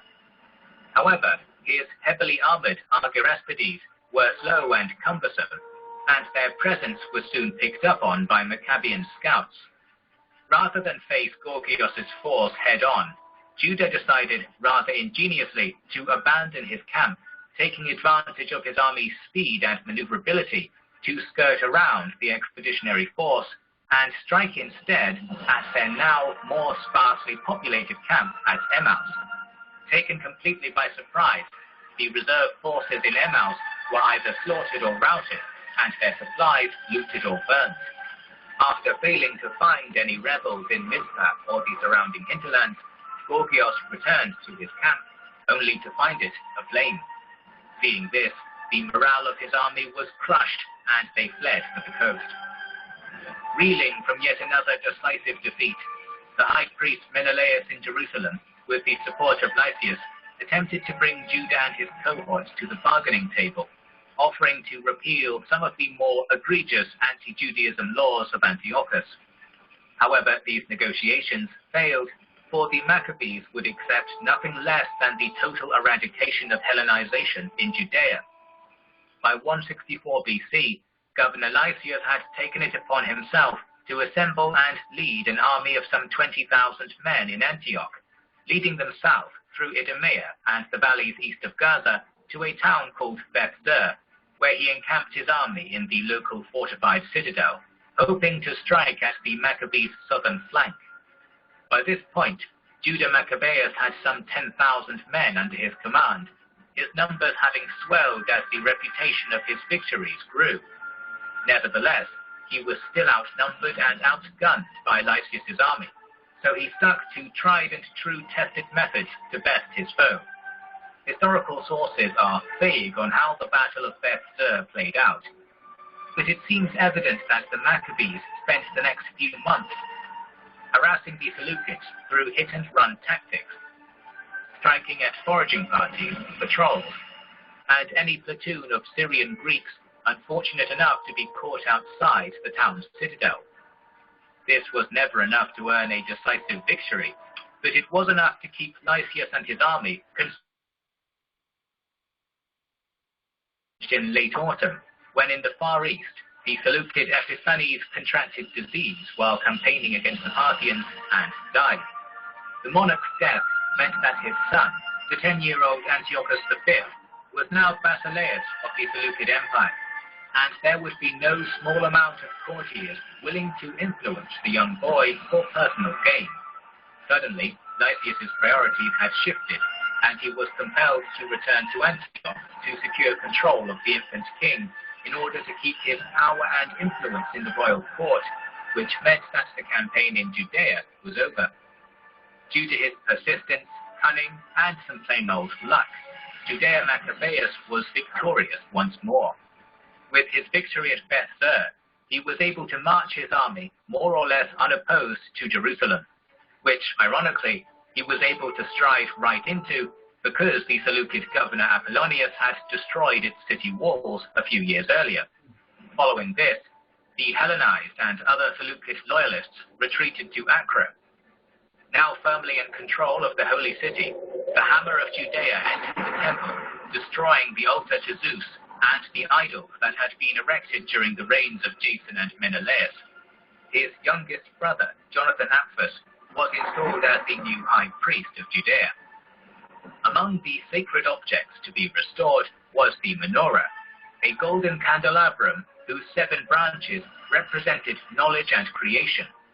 It was supposed to be kept burning every night, but its light had been extinguished during the persecutions. However, the temple had been so thoroughly pillaged that there was only enough oil to keep the candles of the menorah burning for 1 night. Despite this, once lit, the candles burned bright and true for 8 full days. This supposed miracle of God is the cornerstone of Hanukkah, and to this day, when Jewish communities around the world light 8 candles on their menorahs, they commemorate each day the light burned for Judea Maccabeus and his freedom fighters. Jerusalem may have been taken, but the war was far from over. Seeking to keep his momentum, Judea besieged Acre in early 162 BC. He expected that Lysias, still locking horns with his political rivals in Antioch, would not bother sending a force to relieve the siege. He was wrong, and in a surprise to everyone, Lysias left Antioch with an army of some 50,000 infantry, 500 cavalry, and at least 30 war elephants. Maccabeus had a respectable 20,000 warriors loyal to him, so upon hearing this news, he broke the siege of Acre and marched southwards, meeting his foe on the hills outside of the town of Beth Zachariah. Confident in his numbers and expecting the Greeks to be wizened to his guerrilla warfare tactics by now, Judah opted to, for once, match the Seleucid army in a pitched battle. This was a dire mistake. The Jewish warriors were no match for the Macedonian phalanx in the open field, and on top of that, the war elephants were striking deep fear into the heart of Judah's troops. In an attempt to inspire bravery in his men, the younger brother of Judah, Elizur-Haran, charged right into the Seleucid front lines, diving under the lumbering legs of an approaching elephant and stabbing into its soft underbelly. The beast was slain, but its corpse fell onto Elizur, crushing the Hasmonean warrior in one of history's more spectacular deaths. Despite this brave sacrifice, the Maccabean forces were still routed and driven off the field. Lysias was not able to savor this victory for long, for in the following year, the hammer struck back, winning a minor victory over a Seleucid army at Edessa. This was not a crushing blow to the Seleucids, but once more, Lysias had to return to Antioch to deal with his rivals. He was forced to compromise with the Maccabees, repealing much of Antiochus IV's religious laws to placate his foe before retreating out of Judea. Taking advantage of this reprieve, Judah sent envoys to Rome. As they had a vested interest in keeping their Seleucid rivals weak, the Romans signed a treaty of mutual defense with the Maccabees in 161 BC, which legitimized Judah Maccabeus as a legitimate ruler of an independent Jewish state. Meanwhile, over in Antioch, the situation was growing volatile. King Demetrius I Soter rose to power following a political coup that saw the murder of boy King Antiochus V and his chief supporter Lysias. King Demetrius turned out to be more aggressive than his predecessors, and ignoring the Roman-Judean treaty, he dispatched one of his top generals, Bacchides, at the head of 22,000 men to retake Judea. Bacchides managed to march right up to the gates of Jerusalem unopposed, catching Judah Maccabeus completely by surprise. He had only 3,000 men with him, and to make matters worse, most of them fled the city upon seeing how direly outnumbered they were. Left with only 1,000 or so men, the Hammer of Israel opted to go out in a blaze of glory, charging out into the field outnumbered 20 to 1. Despite a valiant attempt, Judah and his men were overwhelmed and cut down to a man. Judah's brothers, Simeon and Jonathan, continued to fight on, eventually defeating Bacchides and retaking Jerusalem in the years that followed. The brothers and their successors would continue to fight against the Seleucids for 2 more decades, before the declining Hellenistic Empire became mired in its own internal corruption and civil wars. In 141 BC, Judea came fully under the control of the Hasmonean dynasty, and the descendants of Judah Maccabeus and his brothers would rule it as a fully independent kingdom for a time.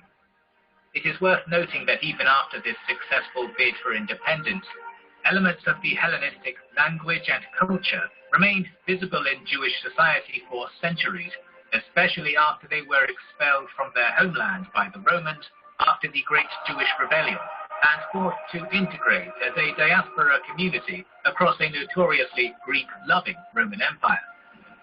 The Maccabean revolt has a somewhat mixed legacy, where Judah and his followers braved freedom fighters, risking everything to preserve their culture and faith against an oppressive imperial regime, or were they religious zealots whose desire to force a rigidly theocratic society upon all Jewish peoples taints what could have been a noble legacy? Whatever the case, their impact on world history cannot be denied, as each year millions of people light the 8 candles that cut through the winter dark, and the story of the Hammer of Judea is echoed once more. Once again, thanks to... So we got the ad there.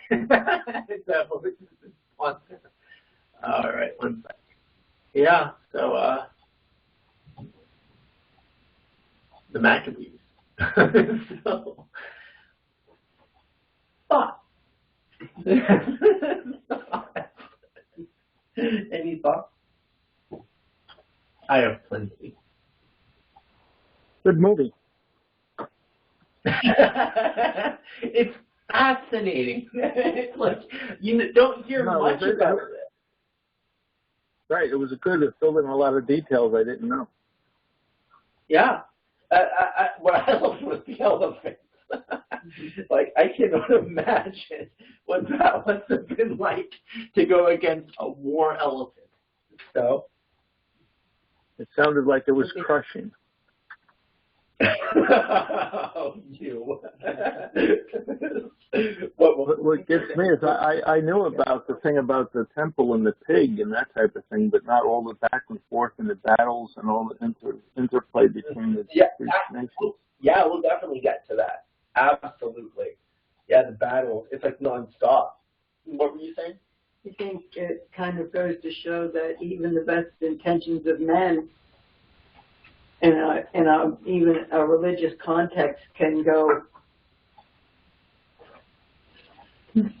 bottom side up. It really can. I personally, But I think it's interesting too is like by then the walls of Jerusalem had already fallen. The walls that they had just a couple centuries before that built. To me,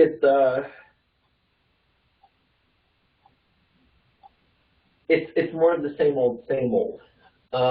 It's like, yeah, they were very zealous in order to make sure that their traditions weren't weren't I guess you could say restricted. I have a major problem with the terrorization campaign as well, and I think God did as well. And the forced circumcisions and the killing of Hellenized Jews, because it was because of the Hellenization of Judaism that we have the Septuagint, and the Septuagint is an extremely vital part of us understanding certain concepts of Hebrew, because if the Septuagint hadn't been around, there's potential that the Hebrew Scripture would have been, if not lost, severely. I don't even know how to describe. You know what I'm getting at, though. Like, it was because of the Septuagint. Oh, and when Christianity happened, the Gentiles who became Christians, they relied on the Septuagint in order to understand it. So I think it's funny that God absolutely made use of the Hellenization of Judaism. And it's funny because you have the zealous attitude of forced conversion and forced rejudification. You know what I mean? It's like that whole thing was actually going against, in my opinion, God's interest. And it's interesting because, like what you said, it's like how even though they were trying to go toward a certain thing, it's like that human nature got in the way.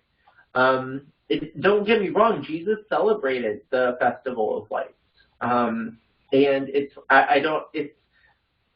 really interesting to look at it from there, and that's where you get the zealots from. And the reason why I said that the hill country was very important was when the Romans took over, it was the hills that the zealots dwelled in.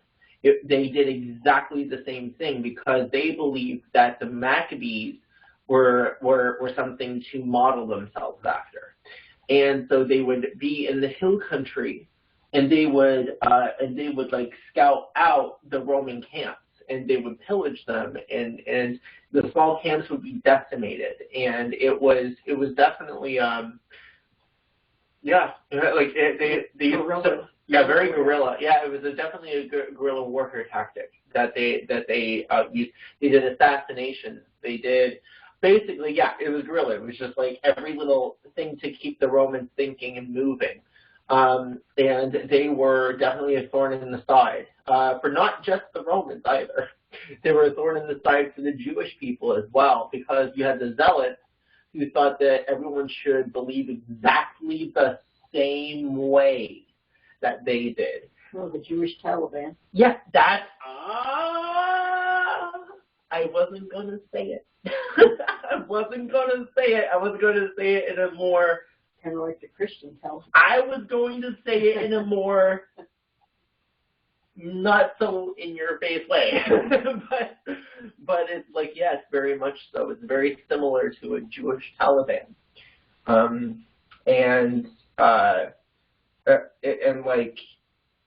There's a lot going on involved with it. There's other things I can say too. I'm not going to dare, especially in this forum. But it's interesting to see where human nature goes. Okay, so we talked about the Septuagint. Oh, the Hellenization process, the diaspora. The Jews scattered.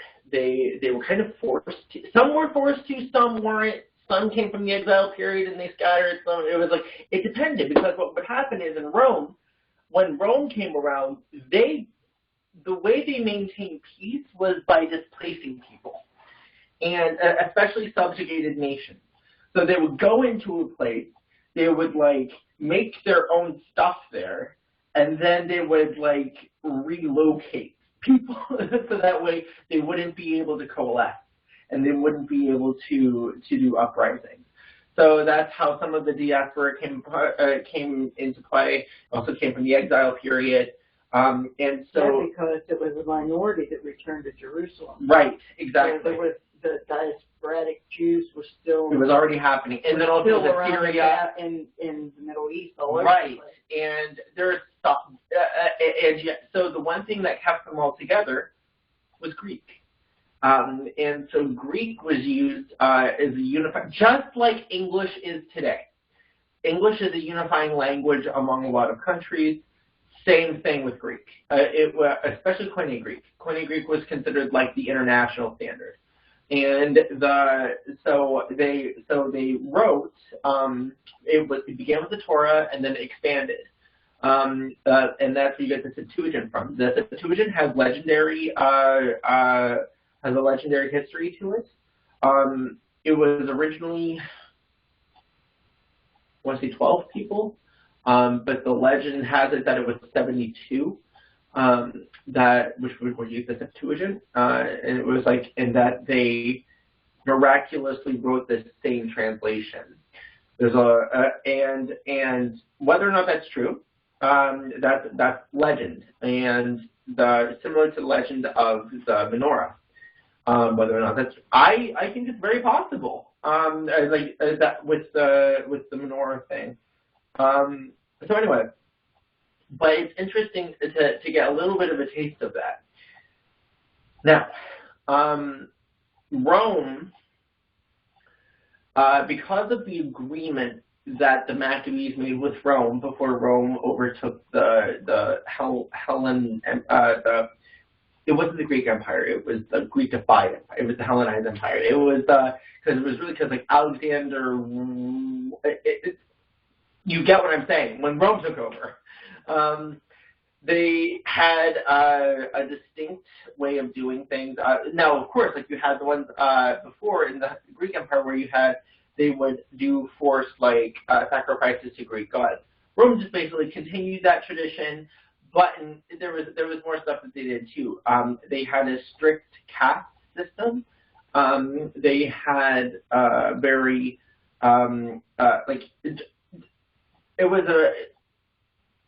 It was. I'm trying to say in simple terms. When it comes to the Jewish people, they were oppressed by the Romans. The Romans viewed the Jewish people as different because most other nations would be subjugated unless they were slaves, unless people became slaves. And they still, even when they became slaves, they were more willing participants.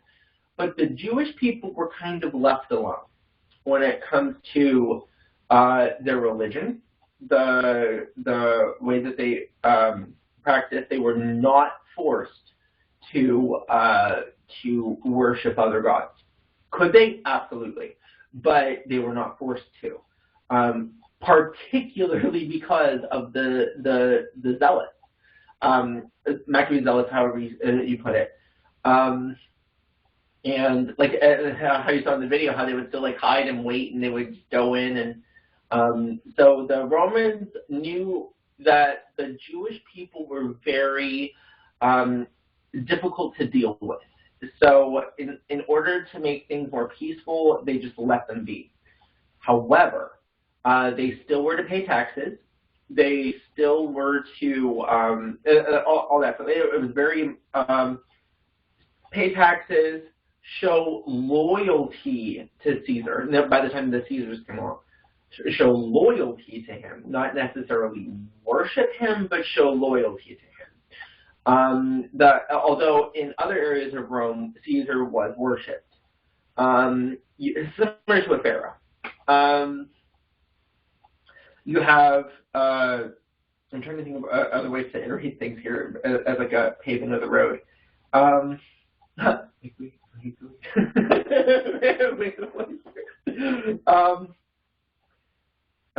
Okay, so we did the, okay, so they did their taxes and stuff. Okay, this is where taxpayers came into play. Taxpayers would get the taxes that were owed the Roman Empire, as well as take a portion for themselves. Tax collectors. Yes, yeah, they as well as take a portion for their own selves. They were known to shake people down, especially those that were on their bad side, and they kind of like enforced like that state of like oppression. So that way, if the people were constantly oppressed, they wouldn't have much of a means to rise up against Rome. So the taxpayers were kind of like left to do their thing. Taxpayers were Jews. The Romans thought it was the best idea to have the Jews be subjugated by their own people. They also had, it was around this time that the scribal tradition was being lost. The power of the scribes, and we're talking about, this is the Bible through the eyes of the scribes. For a time, their power was diminished. What I mean by their power was the scribes were at one point seen as the keepers of I guess you could say the Bible, like the keepers of the word. Essentially, for lack of a better term, you know what I'm saying. The ones that knew, the ones that, like, not necessarily the teachers, not really the priests, really, but you had, like, they knew the scriptures inside and out. As they diminished in power, it's because of the oppression. You had several groups spring up. Another hill country group, they isolated themselves from all of Jewish culture. They were too Roman. The people that went to the hills, they thought that the rest of the Jews were too Roman, were losing the way, were becoming too soft, and they wanted to preserve things. Now, instead of acting like the Zealots did in doing guerrilla warfare, they hid themselves away in the mountain caves, and they dedicated themselves to study.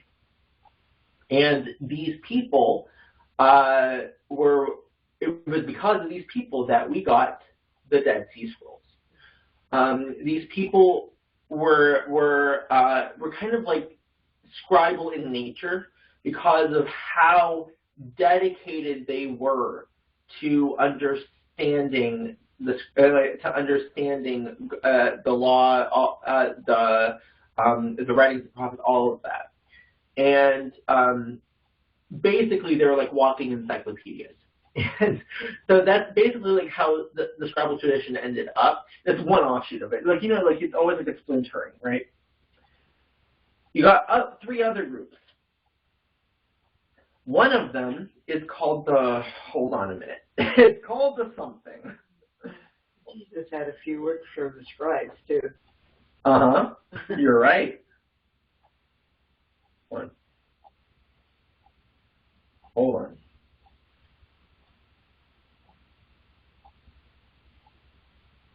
Essenes.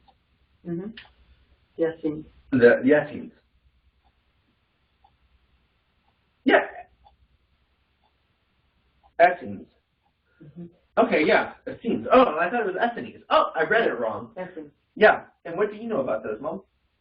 That they were kind of monastic. Yeah. A monastic community that preserved that lived their lives basically copying scripture and right, and preserving the tradition. That's it, and that's what the people that made the Dead Sea Scrolls, they were part of that. The Essenes. That was the Essenes. Anyway, because we say the other ones with the E's at the end, the ones that we say Essenes. Anyway, so anyway, cool. That's basically where scribal tradition went. And they were also mystic. That's another thing too, very mystic in nature, meaning like they believed in, they had like this, how do I even describe this? It's like, like that they can manipulate nature type of a deal. It's like or like very legend-based type of thinking.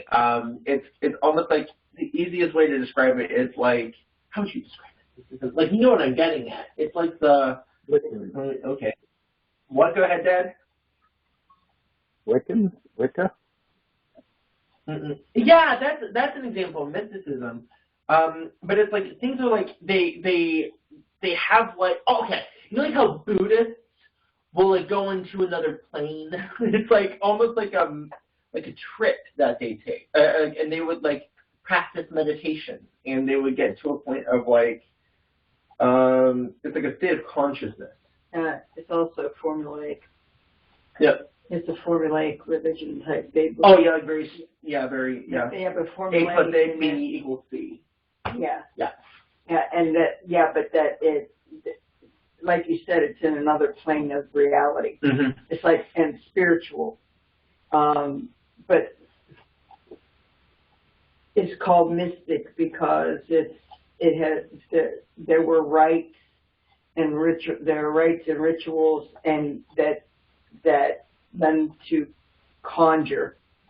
Yeah, you know, like it's like almost like a magic. Yeah. It was almost like a magic, but not. It's like you can manipulate things, but it wasn't like you can like, because the scriptures state you don't do magic in that sense. But there was like, it had like the ability of like transcending, I guess you could say. It's like, it's really interesting. Anyway, got two other groups. One of them is called the Sadducees. So these were the top 1% basically. They were mostly family based, and they had this, and they had like a strong power grab, I guess you could say, and they were very influential.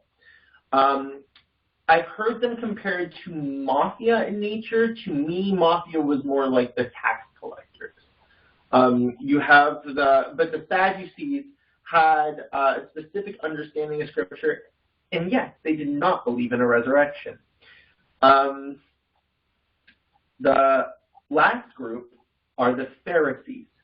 They replaced scribes in terms of their importance. The Pharisees became the interpreters of the law, and they were the ones that they engaged in Greek-style debates. They were many religious cultures have the type of debating forum. There's like the formal debates, and they went based on a lot of the things that happened with Ezra and Nehemiah plus Maccabees and all that stuff. They became very formalized. And this group of people, though, you have to understand, they were overall peace-loving. They were overall very much, they thought that it was best to just to show humility, to be good to your neighbor. There was a discussion on what a neighbor meant, but the thing is, though, they did honestly believe what they did. They created an entire tradition, a rabbinic tradition, and these different schools of thought came under the umbrella term Pharisaical. And they were the models of society. I cannot stress this enough. You have, they became great teachers, they became great family leaders, they became great community directors. People would often go to them just for general advice. They would be like marriage counselors, basically. They would be the pinnacle of society. So here we go again. You got, how would you say the word from the business school people? The Essenes? Essenes, thank you. You got the Essenes, who were like the strict monk-like people. Although they could marry. But anyway, like they could marry. Some of them did, but most of them didn't. You have the Sadducees, which were like the upper echelon, and you got the Pharisees, who were the influencers, the good influencers, the people like really liked them. One thing is the Pharisees did institute that was probably interesting is the synagogue system, having local assembly places in each town. That's right. You're right. Then the church picked that up for their local congregations in the same way. And they had weekly Torah readings, and you're absolutely right. They established couldn't travel to because not everybody could travel to the temple every week. Right. You're right though. They did do that, and they had synagogue practices. That's right. They did Hebrew reading. They did Greek reading. They were very much. They tried to be at peace with the Roman Empire as much as they could. They disagreed with them, but they tried to be at peace with them. They were given certain powers. Oh, I forgot one last thing. Okay, but anyway. They were given certain powers within their society, and Rome saw them as good influences on society, so they just kind of let them be overall. Remember, all these things are overall. Now, the last thing I want to talk about is the royalty. You have the tetrarch practices, and these people were placed in position by Rome. So when Herod is a king of a puppet king, more like a puppet king of Russia, of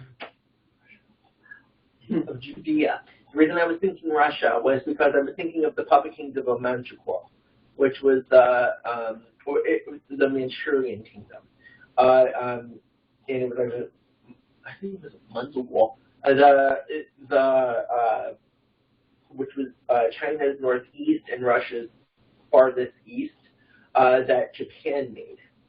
So it's very similar to that, where it's like basically Japan dictated what happened, but like for all intents and purposes, there was a king. And so you got the tetrarch system.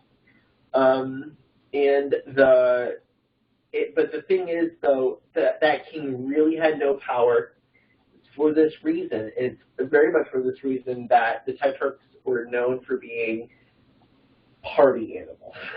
So they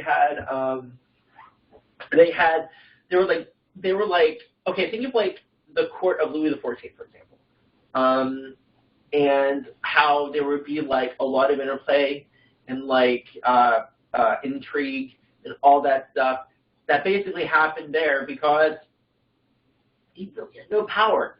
He did if he wanted to do some sort of punishment within Judea or enact something within Judea. He was kind of like the head of the police force. Kind of. It's hard to explain.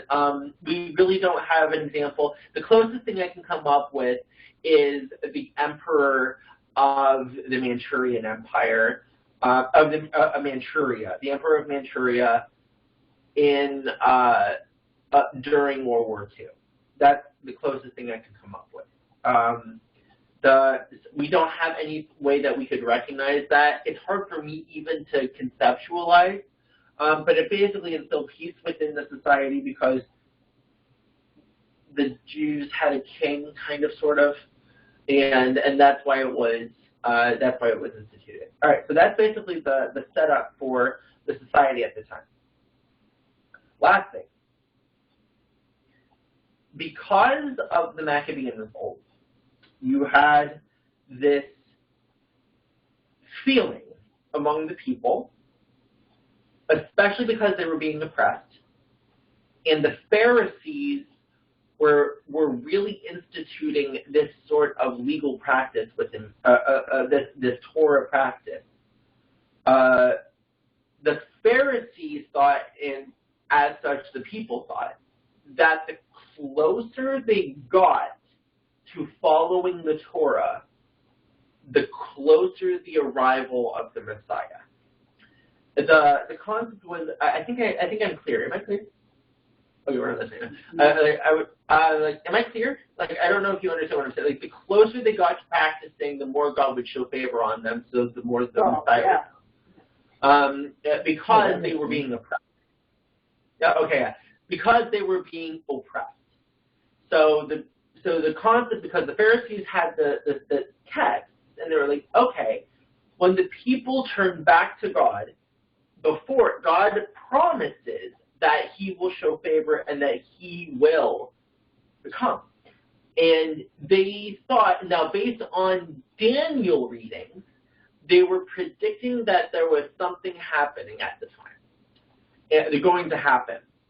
At the same time, because of this feeling, you had a lot of messiahs that appeared during this time. They instituted like this thing that someday the Roman Empire is going to go down. They're really going to go down. The Zealots were gaining power. The Pharisees had a lot of power. Sadducees, kind of, sort of. And so did Rome. They were like really, it was like a battle of powers in different ways. And so at the time, you had many people that came up and said that they were the Messiah. And so it was just, the time was ripe for it, both socially as well as based on the readings of Daniel. Daniel particularly, it was that book, based on like the seven, all that stuff. From that though, the people, however, even though they were Jews, predominantly spoke Aramaic as a result of their exile into Babylon. But remember how close Hebrew and Aramaic were. So they had, overall, they were able to do, in Judea, I'm talking about, not in the diaspora, in Judea, they were able to manage pretty well with the Hebrew text. The Pharisees were, of course, they of course studied the Hebrew, as well as the Greek. And I think that's pretty much the best way to set up like the playing field for when Jesus actually arrives. I want to make this absolutely clear. We honestly cannot conceptualize what, we can think about it. We can kind of put ourselves in that situation, but in the way that we live our lives today, we are not in a similar light today. The social dynamics were very complex, just as much as our social dynamics today in the United States are. They're very complex. I mean, they're just, like, try to explain our modern social dynamics, it's really just, so it's hard to put our minds in that state. So I'm trying to lay the groundwork. So hopefully this week, we can, as an exercise, think what it would have been like to be oppressed, to want to love God, to want to see the Messiah come and get rid of your oppression, to want to see a lot of the hurt that's happening to people because of the oppression, like through tax collection, to see a lot of people die because of the Romans getting back after Zealots attacked them. Like, remember, the Romans could be harsh. They weren't always harsh, but they could be harsh. Their primary purpose was to maintain peace in Judea, because the more uprisings, the more focus Rome had to put on them, and the worse things would have gotten. So Rome was wanting peace. That's why they put governors there, to just like maintain the peace, make it easy, and keep bringing in tax money. We cannot understand that, though. We're not in that state. So that's basically, honestly, like when you think about it, like we just can't understand that. Maybe what we can do is look at a society in modern eyes, pick a country that is under a similar state today. Try to read up on what it's like to live in those situations. It's not, people live their lives. Lives happen.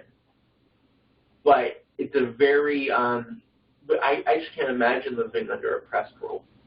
And I'm emphasizing this.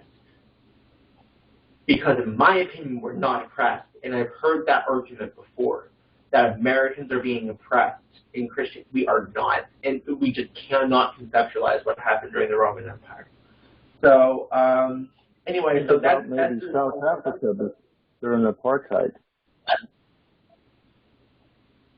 And not even just, you got that? Yes. I have a few others, but I think it's probably... Oh, yeah, but the first thing that came to my mind is the apartheid in South Africa and how they wanted to be out of it. I think it would be better. Yes, right. Yeah. Yes. Or maybe France, Eastern France under German rule. That was a good one. Eastern France. And then you had the Western French that were angry at the Eastern French for surrendering, and then the Western French kept attacking the Eastern French.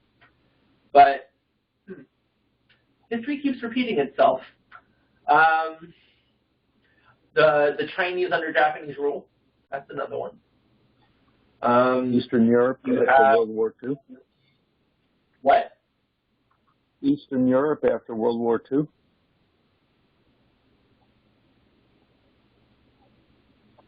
East Germany, Poland. To an extent. Because I'll tell you this, like, in Eastern Bloc, yeah. The reason I say I'm not so sure is because in the Eastern Bloc, it wasn't really like an empire. Unless you're talking about the Soviet Union, then that's a different situation. Yeah. But like the Eastern I'm Bloc talking about the Eastern. Well, the places that the Soviet Union had power over after World War II, they dictated to each of those countries how they were going to do it. Right. I'm going to err on the side of caution and say it's not exactly the same. I'm not saying that stuff like that isn't wrong. I'm just saying it's not exactly the same. How about the Afghanistanis under Russian rule and American rule? You got it. I'm thinking that exact same thing. No, I'm just looking at all the different places I've been recently. Think about it. Afghanis are constantly under oppression. Always under oppression. Like it's like it's crazy how much oppression they're over. It's like their entire. They can't help it. It's in their blood. They can't help it. Mm-hmm. It's in their blood. They can't help it. It's also in their geography. All right, I'll say it. I'll say this one. The Palestinians under Israeli occupation. I have an issue with certain things that are happening today, like the displacement. In order to say we're going to build a place here for Israelis to live in, and then displacing people for that. That just rubs me the wrong way, because I think when you look at it, it's like, how is this any different? Like, and that's why I have a big issue with it. Now, I had a conversation like America. When we put out, like America, when we want to do urban renewal and we want to put out all the minority folks. Yeah, I was thinking that too, but I couldn't say that because yes, it's oppression. It's almost exactly the same. You're right, because we typically seem to build things in ethnic minority locations, don't we? And like, when you can get the land cheap, why not? Mm-hmm. It's the same principle. It's not necessarily. It's not the same exact thing, but it's the same principle. And it's funny because it's like with and I'll mention one last thing about the Palestinians. The area that the Palestinians can live in continues to get smaller, and smaller. Their locations are congested. Israel is super tiny to begin with, and then to think of how big Gaza is, it's almost like they're kind of like creating. Yeah,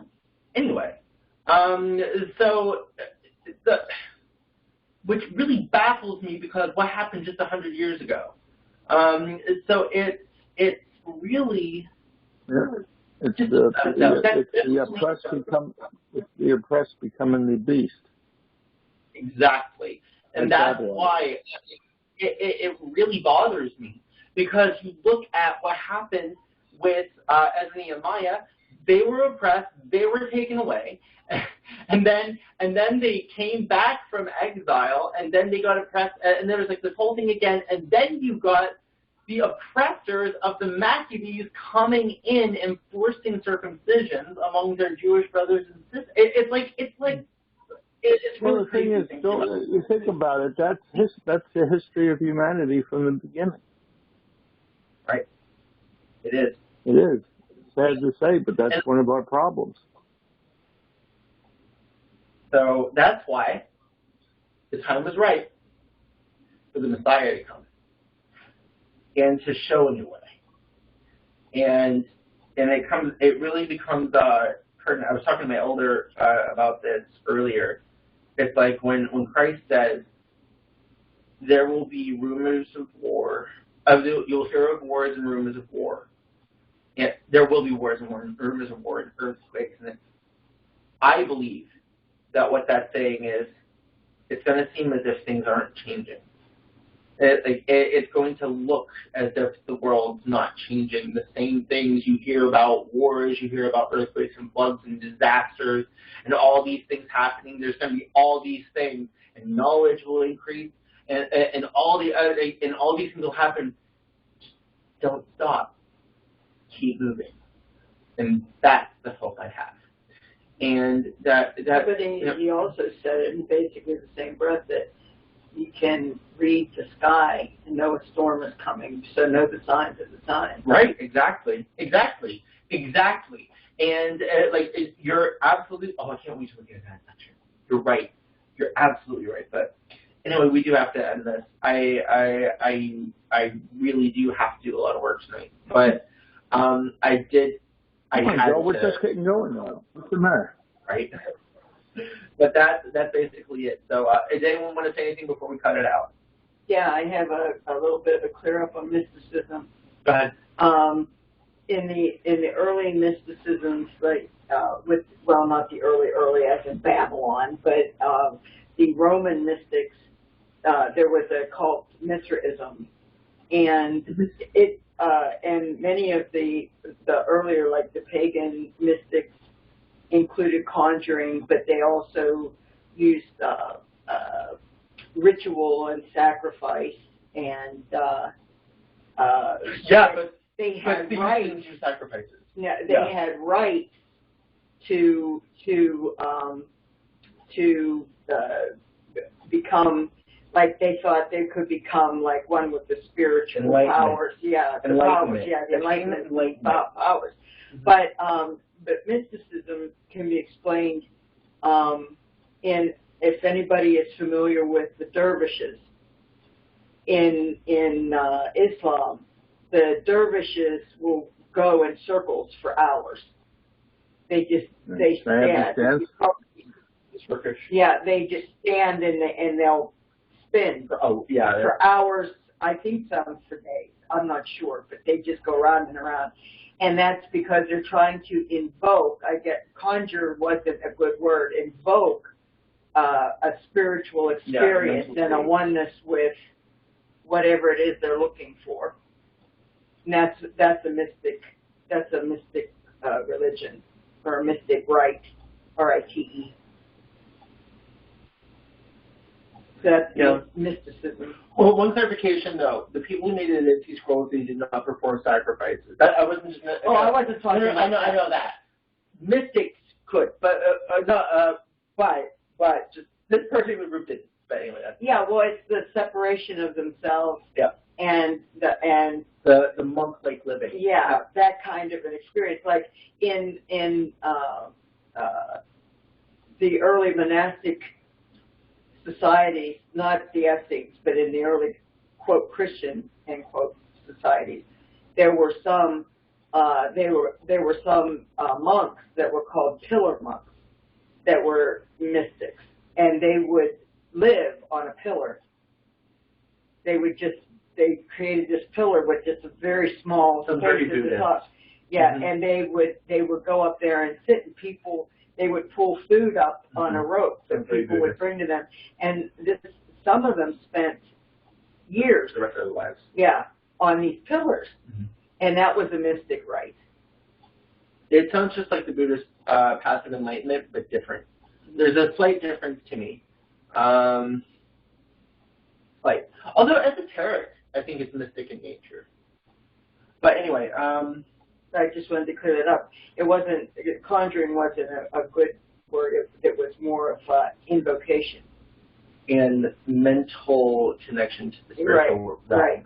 That's, to me, what mystic means is mental and physical connection to the spiritual realm. But anyway, invoked by certain rituals and practices. But there has to be a separation between them and the Pharisees because they had ritual and practice as well. And, but the thing is, though, they just saw that just brought the people closer to God. What the other ones believed, though, was that their practices actually put their mental state in an enlightened state, basically. I would think that the Pharisaic idea of ritual was not so much to put people in the mindset of God, but to keep God pleased. Both.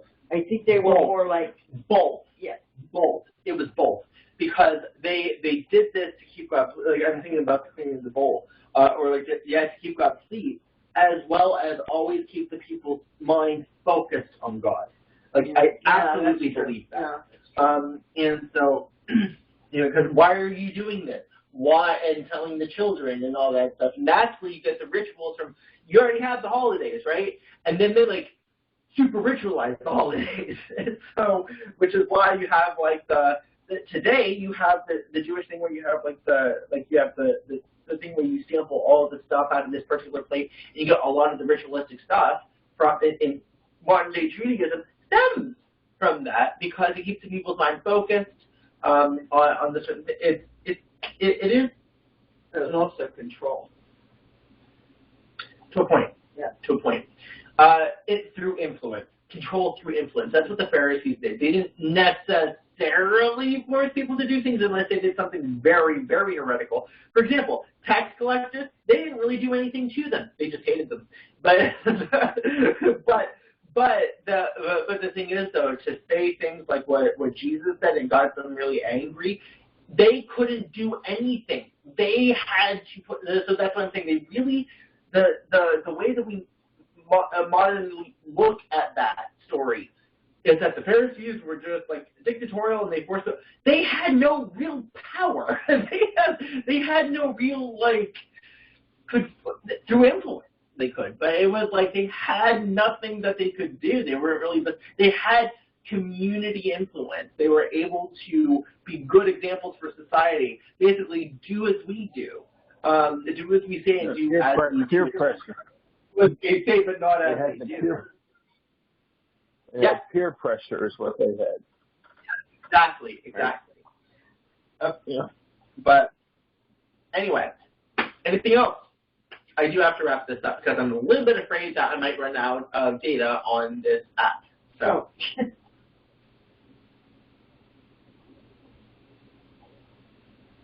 Okay, let's go ahead. Well, Father, here we are. Next week we will be entering the New Testament. Thank you for helping us solidify some of the concepts we were looking at before, look at the history of things, pave the way into the Roman Empire's rule, see how honestly human nature continues to repeat itself again and again and again. Father, we just ask that you continue to open our eyes to the things that are happening in our modern society and throughout the entire world. May we see that there is another option available. May we not continue to rely on our human natures. Even though we may say things are in the name of something, that may we actually see what we're doing. May we actually just have our face continually turned toward you and paired with you. May we not say something's for you even though we really don't approve. Father, we just come to you thanking you for opening our eyes this much, opening our ears this much, as well as our hearts. And we just ask that you continue to guide us throughout this week, and that as we come together next week, that you really open the door for us understanding you while you were here on earth, and the new way that is open to us. We thank you for your love, and for your sacrifice, and for your dedication among a most stubborn group of most stubborn people, us all throughout the world. So we thank you for these things. In the name of Jesus Christ we pray. Amen.